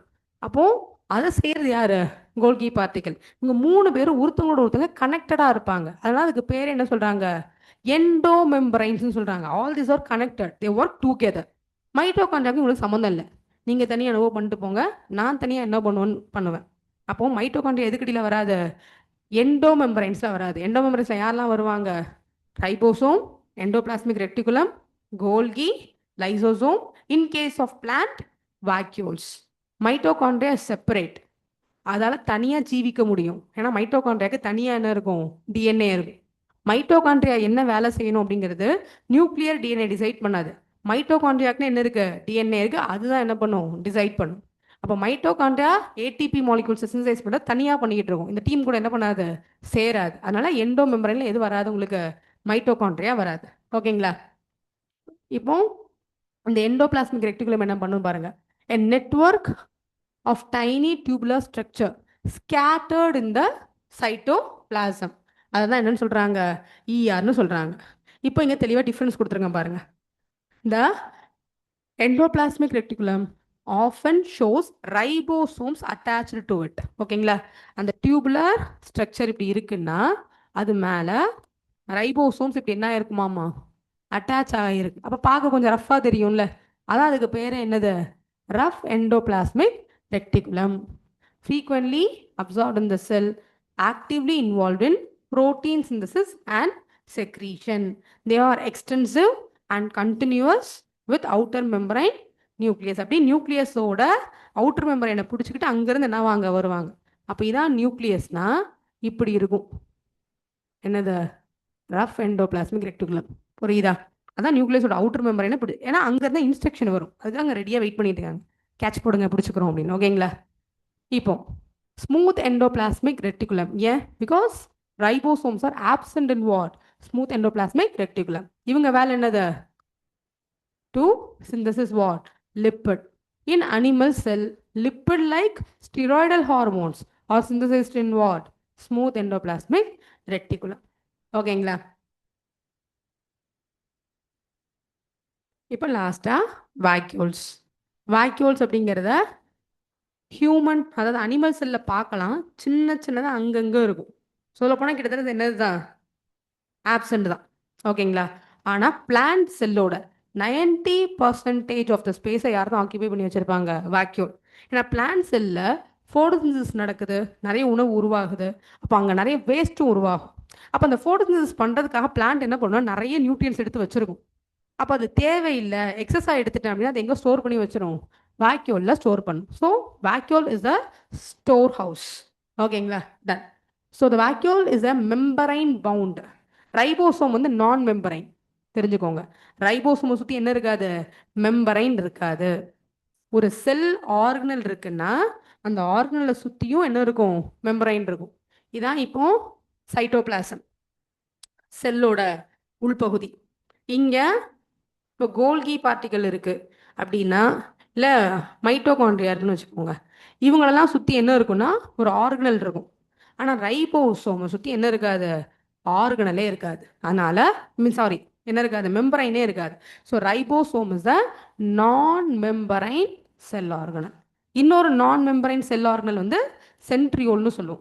இது வந்து யாருக்கு மட்டும்தான் இருக்கும்? அனிமல்ஸுக்கு மட்டும் இருக்கும். இந்த சென்ட்ரியோல் தான் உங்களோட குரோமோசோம் ஃபார்ம் ஆகிறது, செல் டிவிஷன் ஆகிறதுக்குலாம் என்ன பண்ணும்? சப்போர்ட் பண்ணும். ஒரு செல் டிவைட் ஆகி பல செல்லாக மாறுதில்ல, அதில் முக்கியமான ரோல் யார் ப்ளே பண்ணுவாங்க? சென்ட்ரியோல்ஸ். இது யாருக்கு இருக்காது? பிளான்ட் செல்லுக்கு இருக்காது. யாருக்கு மட்டும் இருக்கும்? அனிமல் செல்லுக்கு மட்டும் இருக்கும். ஓகேங்களா? There are two non-membrane cell organelles in eukaryotes. What are they? Ribosome and centrioles. So centrioles are the role of centriole is cell division. கரெக்டாக செல்ல சென்டர் பார்த்து டிவைட் பண்ணி செல் மல்டிப்ளிகேஷனுக்கு ஹெல்ப் பண்ணும். They are absent in plant sell, present in animal sell, centrioles. ஓகேங்களா? கம்மி here. அப்போ வாக்யூல் முடிச்சிட்டோமா? அடுத்தது பாருங்க மைட்டோகாண்ட்ரியா. இதை பற்றி நான் தனியாக நிறைய கொடுத்துருக்கேன், ஏன்னா மைட்டோகாண்ட்ரியா அந்தளவுக்கு இம்பார்ட்டன்ட். ஸோ மைட்டோகாண்ட்ரியாவை பற்றி என்னன்னு கதை சொல்லிவிட்டு அப்புறம் உங்களுக்கு நான் என்ன சொல்லி கொடுக்குறேன், எப்படி அம்மா கிட்டேருந்து நமக்கு மைட்டோகாண்ட்ரியா வருது, அதில் டிஃபெக்ட் இருக்கிறதுனால என்ன பிரச்சனைன்னு பார்க்கலாம். தினேஷ், ஓகேங்களா? Coming here, mitochondria, unless specifically stained, are not easily what? Visible under microscope. ஏன்னா அதோட சைஸ் ரொம்ப குட்டி. அதனால் ரீசெண்டாக வந்து இந்த எலக்ட்ரான் மைக்ரோஸ்கோப்பில் தான் மைட்டோகாண்ட்ரியாவை என்ன பண்ண முடியுது? நல்லா பார்க்க முடியுது. செல்லை கண்டுபிடிச்சாங்கல்ல, அப்படி கண்டுபிடிக்கும் போது மைட்டோகாண்ட்ரியாவை ஈஸியாக என்ன பண்ண முடியல? கண்டுபிடிக்க முடியல. அது தனியாக கொஞ்சம் லேட்டர் இயர்ஸ்லாம் என்ன பண்ணாங்க? கண்டுபிடிச்சாங்க. The number of mitochondria per cell is variable depending on the physiological activity of the cell. This you have to remember. எல்லா செல்லுலேயும் ஒரே அளவுக்கு என்ன இருக்காது? மைட்டோகாண்ட்ரியாஸ் இருக்காது. மைட்டோகாண்ட்ரியோட கவுண்ட்டு செல் டு செல் என்ன ஆகுமாமா? மாறுமாமா, based on the activity. For example மசில்ஸில் மைட்டோகாண்ட்ரியாவோட ரோல் ரொம்ப இம்பார்ட்டன்ட். ஏன்னா ஃபிசிக்கல் ஒர்க் அவுட் பண்ணுறீங்க, அப்போ எனர்ஜி ரிக்வயர்மெண்ட் எப்படி இருக்குது? அதிகமாக இருக்குது. அப்போ ஏடிபி என்ன ஆகணும்? அதிகமாக உருவாகணும். ஏன்னா ஏடிபினா coins, currency.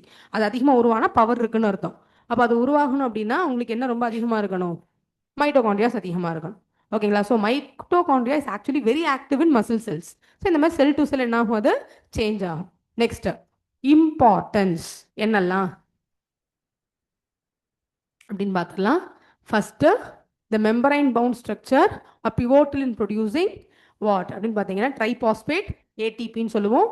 the primary energy currency that powers various cellular activity.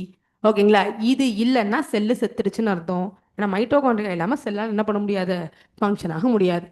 Beyond energy production, mitochondria are involved in other critical cellular process, making them indispensable for cell survival and function. So what are they? First, cells metabolic activity. செல்லுக்குள்ள நடக்கக்கூடிய metabolic ஆக்டிவிட்டியை control பண்ணுறதே யார் தான்? Mitochondria தான். Energy சப்ளையை பேலன்ஸாக maintain பண்ணி எப்போ demand அதிகமாக இருக்கோ அப்போ அதிகமாக உற்பத்தி பண்ணி கொடுப்பாங்க. அப்போ இது வந்து என்னென்னா எலக்ட்ரிசிட்டி மாதிரி.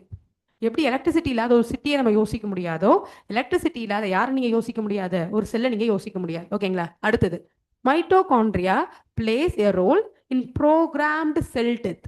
இது ரொம்ப இம்பார்ட்டன்ட். மைட்டோகாண்ட்ரியா தான் உடம்புல ஏஜான செல், தேவையில்லாத செல் அழிவுக்கும் காரணம்.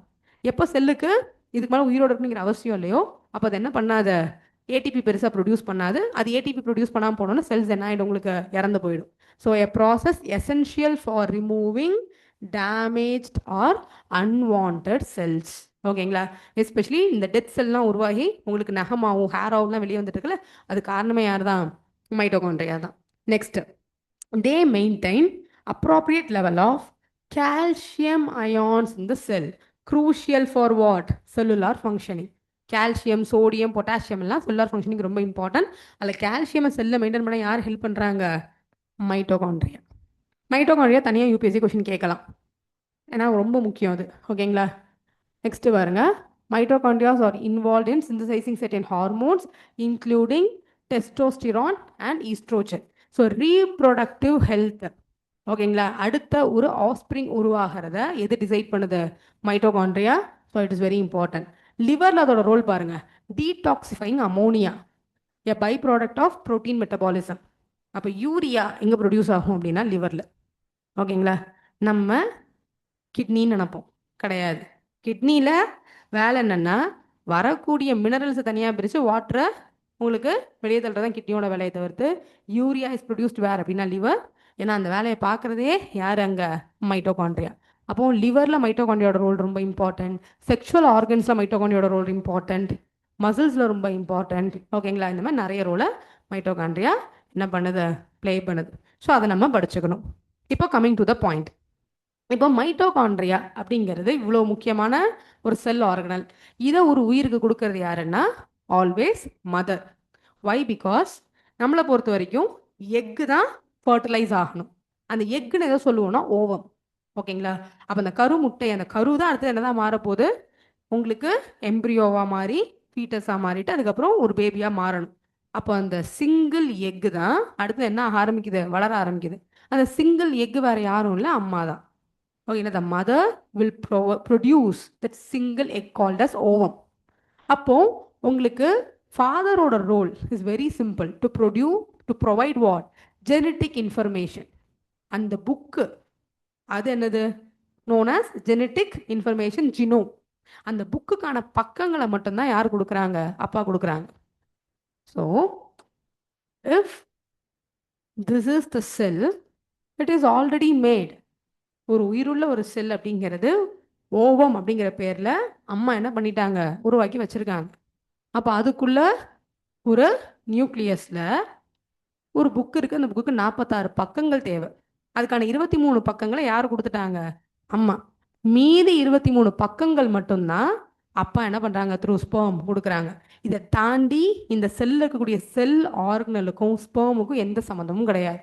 அப்போது இந்த பர்டிகுலர் செல்லுக்குள்ளே இருக்கக்கூடிய மைட்டோகாண்ட்ரியா, இருக்கக்கூடிய கோல்கி பார்ட்டிகல்ஸ், இதில் இருக்கக்கூடிய ரைபோசோம்ஸ் எல்லாமே டிரைவ்டு ஃப்ரம் ஹூம்? மதர். அப்போது ஒரு பேபியோட மைட்டோகாண்ட்ரியா ஹெல்த்தியாக இருக்கணும் அப்படின்னா எது ஹெல்த்தியாக இருக்கணும்? ஓவம் ஹெல்த்தியாக இருக்கணும். ஸோ ஓவம் எங்கேருந்து வருது? அம்மா கிட்டேருந்து வருது. அப்போ ஒரு பேபிக்கு மைட்டோகாண்ட்ரியல் டிசீஸ் வரணும்னா அதுக்கு யார் காரணமாக இருப்பாங்க? அம்மா தான் காரணமாக இருப்பாங்க. புரிஞ்சுதா? அதனால தான் mitochondrial disorders are always derived from mother. Yes, the statement is correct. ஏன்னா செல்லே யாரோடது? அம்மாவோடது. புரிஞ்சுதா? அப்போது இதில் தான் இந்த pro nuclear transfer 3 parent baby கான்செப்டை யூபிஎஸ்சி என்ன பண்ணாங்க? உங்களுக்கு கொஷினாக கேட்டாங்க. ஓகேங்களா தினேஷ்? அப்போ அந்த கான்செப்ட் என்ன அப்படின்னா, ஒரு வேளை எக்கு ஃபர்டல் ஆகிடுச்சு, அப்போ உங்களுக்கு பேபி என்ன ஆயிடுச்சுன்னு அர்த்தம்? ஃபார்ம் ஆயிடுச்சுன்னு அர்த்தம். அப்போ தான் தெரியுது அம்மாவோட மைட்டோகாண்ட்ரியல் டிஎன்ஏ என்ன இருக்கு? டிஃபெக்டாக இருக்கு. அப்போ ஒன்றும் பண்ண மாட்டாங்க. இந்த நியூக்ளியஸ் இருக்குல்ல, ஃபர்டிலைஸ் கூட நியூக்ளியஸ், இதை தூக்கி இன்னொரு ஓவமுக்குள்ளே வச்சிருவாங்க. இன்னொரு ஹெல்தியான மதரோட ஓவமுக்குள்ளே வச்சிருவாங்க. அவங்ககிட்ட என்ன இருக்கும்? ஹெல்தியான மைட்டோகாண்ட்ரியா இருக்கும். அதுக்கப்புறம் இந்த பேபி என்ன ஆகும்? உருவாகும். அப்போ ஜெனட்டிக் இன்ஃபர்மேஷன், பயாலஜிக்கல் பேரண்ட்ஸ் யாரு இந்த பேபிக்கு? அந்த பர்டிகுலர் மதர் அண்ட் ஃபாதர். ஆனால் மைட்டோகாண்ட்ரியா யார்கிட்ட இருந்து கடன் வாங்கியிருக்கோம்? இன்னொரு அம்மா கிட்ட இருந்து. அண்ட் மைட்டோகாண்ட்ரியாக்குள்ள என்ன இருக்கும்? டிஎன்ஏ இருக்குமா? அந்த டிஎன்ஏ யாரோடது? இன்னொரு மதரோடு. புரிஞ்சுதா? என்ன, the third person, the third woman who is going to donate the cell. அவங்க நியூக்ளியஸை தூக்கி வெளியே வச்சுட்டு தான் இந்த நியூக்ளியஸ் என்ன பண்ணோம்? உள்ளே கொண்டு போய் வச்சோம். அப்போ நியூக்ளியஸ்குள்ளே இருக்க ஜெனட்டிக் இன்ஃபர்மேஷனில் ஒரிஜினல் பேரண்ட்ஸோட ஜெனட்டிக் இன்ஃபர்மேஷன் இருக்கும். மைட்டோகாண்ட்ரியாவுக்கும் என்ன இருக்கும்னு சொல்லியிருக்கேன்? டிஎன்ஏ இருக்கும். இது யாரோட மைட்டோகாண்ட்ரியா? Third பர்சனோட mitochondria. அப்போ அந்த டிஎன்ஏ யாரோடது? அந்த பர்டிகுலர் பர்சன். அதாவது இது வந்து 3 பேரண்ட் பேபிங்கிறாங்க. ஓகேங்களா? அப்போ 2 டிஎன்ஏ, 2 செட் ஆஃப் இன்ஃபர்மேஷன் அப்பா அம்மாவோடது. 3வது செட் ஆஃப் இன்ஃபர்மேஷன் யாரோடது? அந்த third mother who donated the particular mitochondria. Mitochondria அங்கேருந்து தூக்கிட்டு வந்து இங்கே வைக்க முடியாதுல்ல.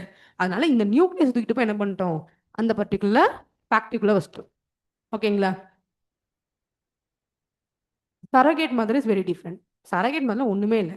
பேபி ஃபர்டிலைஸ் ஆகிடுச்சு, ஹெல்த்தியான செல்லு. இந்த செல்லை அந்த அம்மாவோட யூட்ரஸில் வளர்க்க முடியலை. செல்லை கொண்டு போய் இன்னொரு அம்மாவோட யூட்ரஸில் வளர்க்குறாங்க. அவ்வளோதான். Genetically the particular mother and baby is not connected. அந்த அம்மாவோட ஜீனுக்கும் பேபி ஜீனுக்கும் எந்த சம்மந்தமும் இல்லை. பேபியோட மொத்த டேட்டாவும் யாரோடது? இந்த அப்பா அம்மாவோடது. வளர்கிற இடம் மட்டும் என்னது? உங்களுக்கு இந்த யூட்ரஸ் ஆஃப் அனதர் விமன். அது சரகேட் மதர்.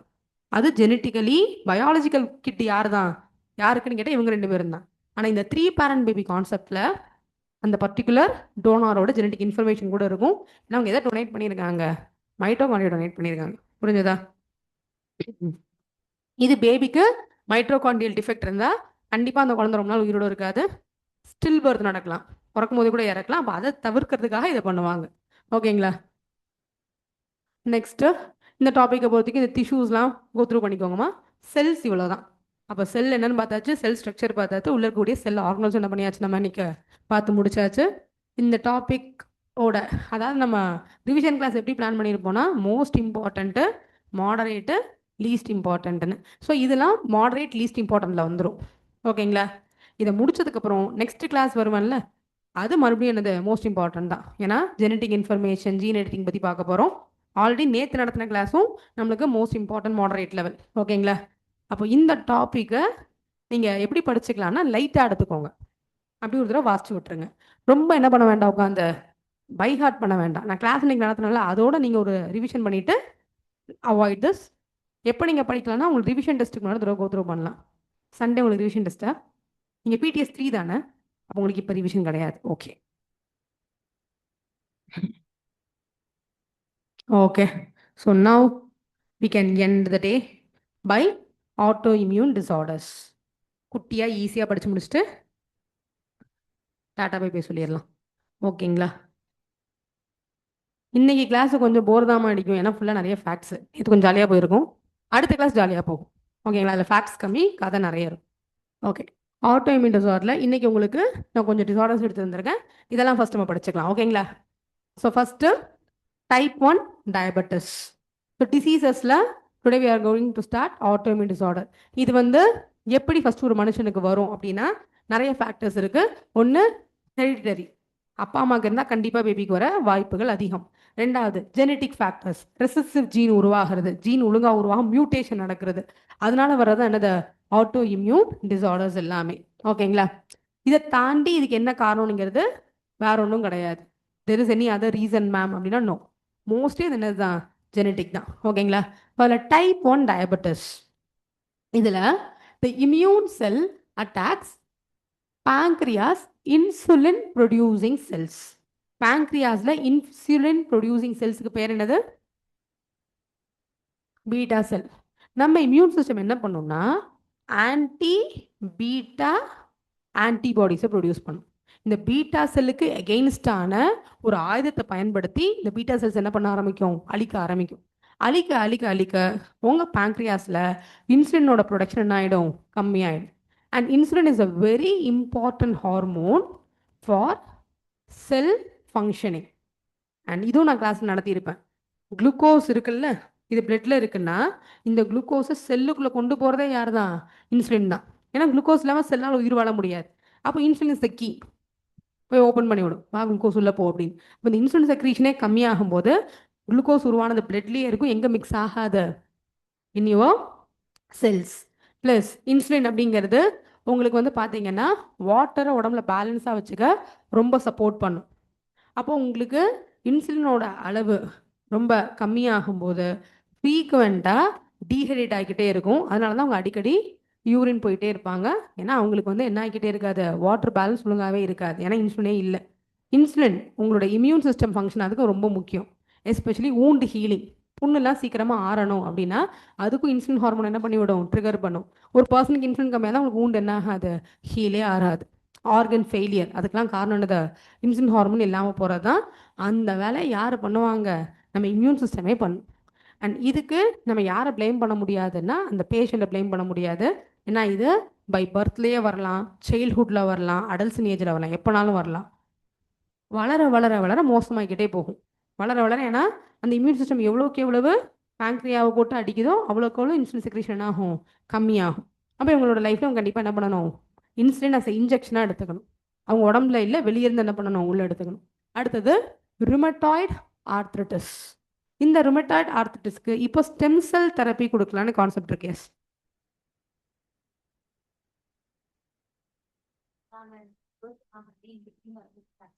இருக்கு.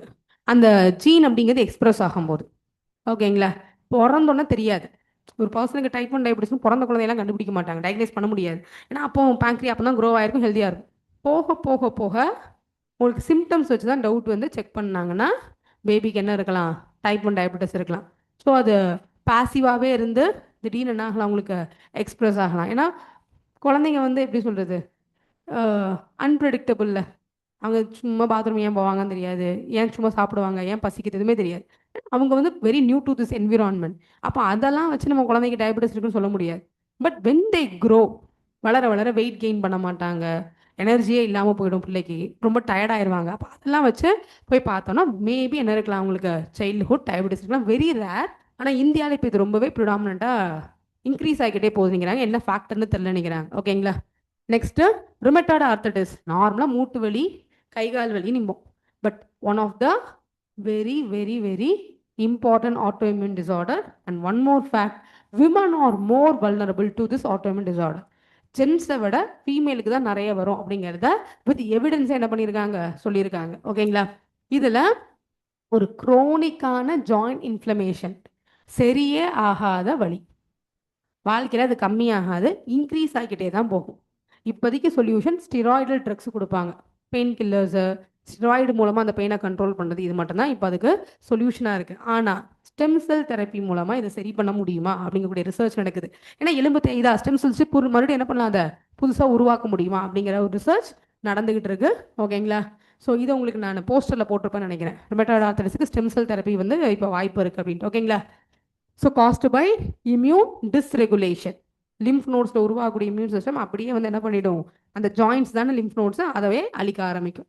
அடுத்தது ஹெசிமோட்டோஸ், தைராய்டிஸ், அப்புறம் கிரேவ்ஸ் டிசீஸ்.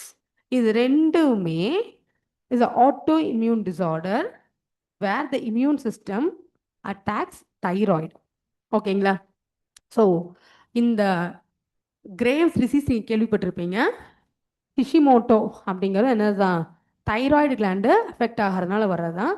ஒன்று ஹைப்பர் தைராய்டிசமாக இருக்கும், இல்லை ஹைப்போ தைராய்டிசமாக இருக்கும். ஒன்று ஓவராக தைராய்டு ப்ரொடியூஸ் ஆகி உங்களுக்கு என்ன ஆகலாம் அப்படின்னா அஃபெக்ட் ஆகலாம், இல்லை கம்மியாக. பட் இங்கே கிளாண்டே எஃபெக்ட் ஆகுதா, அப்போ கிளாண்டே அஃபெக்ட் ஆகிறதுனால ப்ரொடியூஸ் ஆகிற ஹார்மோன்ஸ் வந்து ரொம்ப என்ன ஆகிடும், இம்பேலன்ஸாக ஆகிடும். ஒன்று சிவியரான வெயிட் கெயின், இல்லை சடனான வெயிட் லாஸ். எஸ்பெஷலி இதுவும் யார் தான் ரொம்ப வல்னரபிளாக, விமன். ஏன்னா தைராய்டு அப்படிங்கிறதோட செக்ரீஷன் தான் விமனோட மென்ஸ்ட்ரல் சைக்கிளை ப்ராப்பராக மெயின்டைன் பண்ண என்ன பண்ணிக்கிட்டு இருக்கு, சப்போர்ட் பண்ணிகிட்டு இருக்கு. அப்போ இதனால மறுபடியும் யார் தான் எஃபெக்ட் ஆகுறாங்க, விமன் அதிகமாக எஃபெக்ட் ஆகுறாங்க. ரொம்ப இரகுலரான பீரியட்ஸ் இருக்கிறது, ரொம்ப அனிமிக்காக திடீர்னு மாறிடுறது, இந்த மாதிரி நிறைய சிம்டம்ஸ் இருக்கும். இதுக்கு நோ ட்ரக், மருந்து கிடையாது. வழக்கம் போல் ஸ்டீராய்டு ஹார்மோன்ஸ் இதையோ கொடுத்து என்ன பண்ணிகிட்டு இருக்க முடியும், மேனேஜ் பண்ண முடியும். விட்டிலிகோ. இதில் மெலனோசைட்ஸை நம்ம இம்யூன் சிஸ்டம் அட்டாக் பண்ணும். மெலனன் அப்படிங்கக்கூடிய பிக்மெண்ட் அதை ப்ரொடியூஸ் பண்ணுறது தான் யார்? உங்களுக்கு இந்த பர்டிகுலர் செல்ஸ். இந்த செல்ஸ் அட்டாக் ஆகிறதுனால உங்களுக்கு உடம்புல என்ன நடக்கும்? டீபிக்மெண்டேஷன். உடம்புல இருக்கக்கூடிய கலர் அப்படிங்கிறது என்ன ஆக ஆரம்பிச்சிடும்? ஃபேட் ஆக ஆரம்பிக்கும். ஸோ அங்கங்கே ஒயிட் ஒயிட் ஒயிட் பேச்சஸாக ஸ்கின்ல இருக்கும். இதை தான் என்ன சொல்கிறாங்க? விட்டிலிகோ அப்படின்னு சொல்கிறாங்க. ஓகேங்களா? இப்போ நான் கொடுத்துருக்க இந்த ரெண்டுமே ஸ்கின் ஆட்டோஇம்யூன் டிசார்டர், ஸ்கின்ல வரக்கூடிய ஆட்டோஇம்யூன் டிசார்டர். ரெண்டாவது சொரியாசிஸ். இதில் இந்த immune mediated rapid skin cell turn over.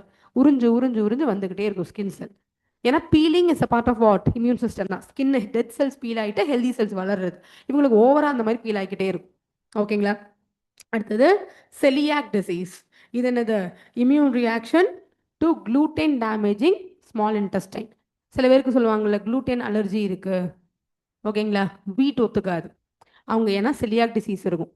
அப்போ என்ன ஆகும் அப்படின்னு பார்த்தீங்கன்னா, gluten தன்னோட எனிமின்னு நினச்சிக்கும். உடனே ஆசிடை ப்ரொடியூஸ் பண்ணி அந்த மிகோசல் கோட்டிங் இருக்கும்ல, அதை ஃபுல்லாக ரப்சர் பண்ணி விட்டுடும். அப்போ அவங்களுக்கு வந்து gluten டாலரன்ஸ் இல்லைன்னு அர்த்தம்.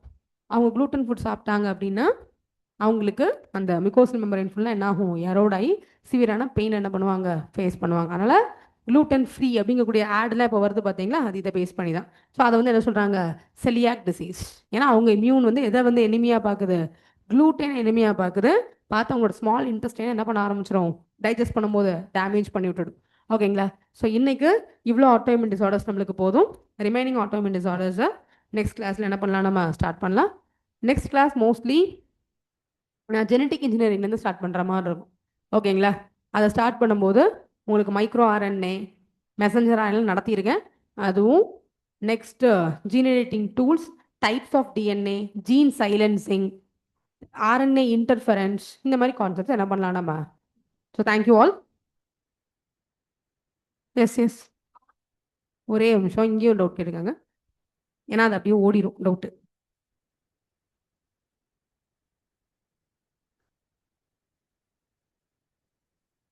Why women are vulnerable more to certain diseases, ma'am? Genetic factors தாம்மா. ஓகேங்களா? சில என்ன சொல்கிறது, இப்போ போன் டென்சிட்டி சும்மாவே விமனுக்கு கம்மியாகும் due to child birth, due to menstrual cycle. ஓகேங்களா? மென்னை விட விமனுக்கு வந்து கால்சியம் டென்சிட்டி அப்படிங்கிறது சீக்கிரமாக அவங்க டெஃபிஷியன்சியை ஃபேஸ் பண்ணுவாங்க. ஏன்னா குழந்தை பிறக்கும் போது மொத்த கால்சியமும் குழந்தைக்கு போயிடும். மென்ஸ்ட்ரல் சைக்கிள் இருக்கும் போதும் போனில் கால்சியம் என்ன ஆகாது? அக்யூமுலேட் ஆகாது. அப்போ ருமட்டாய்டு ஆர்த்ரைட்டிஸ் யாருக்கு ரொம்ப வல்னரபிள்? விமன். தைராய்டு ஹார்மோனோட செக்ரீஷன் விமன் உடம்புக்கு ரொம்ப இம்பார்ட்டன்ட். அதனால தான் women are more vulnerable. Plus nutritious food கிடைக்காது. Many factors. Yeah. What? Archaea வந்து ப்ரொகாரியோட்ஸ்மா. ஓகேங்களா? அது எண்டோசிம்பயோசிஸ். அந்த ஆர்கேயும் மைட்டோகாண்ட்ரியாவுக்கும் நடுந்த எண்டோசிம்பயோசிஸோட அவுட்கமாக உருவானது தான் இப்போ இருக்கக்கூடிய நிறைய ஸ்பீஷீஸ் அப்படின்னு தான் என்ன பண்ணுறாங்க, தியரியில் சொல்கிறாங்க. பட் அது ஒரு ஹைப்போதட்டிக்கல் தியரி தான். What? The symbiotic relationship was not between bacteria and archaea. Symbiotic relationship was with mitochondria and archaea. ஓகேங்களா? So mitochondria was a species once upon a time அப்படிங்கிற தியரி சொல்லுது. அந்த மைட்டோகாண்ட்ரியாவும் ஆர்கேவும் ஒன்றா சேர்ந்து வாழ்ந்து வாழ்ந்து வாழ்ந்து அவங்களுக்கு நடந்த சிம்பயோட்டிக் ரிலேஷன்ஷிப்புக்குள்ளே தான் mitochondria become a cell organelle. This was a theory. Any other doubts? Okay, you can லீவ்மா. பாவமா இருக்கீங்க. மியோசிஸ் டிவிஷனில் தான் சென்ட்ரி ரோல் ப்ளே பண்ணும். மியோசிஸ் மீட்டோசிஸ்லாம் இப்போ வேண்டாம், பார்ப்போம். Ma'am material sent only till adrenal gland தான் இருக்கா? Okay, will check.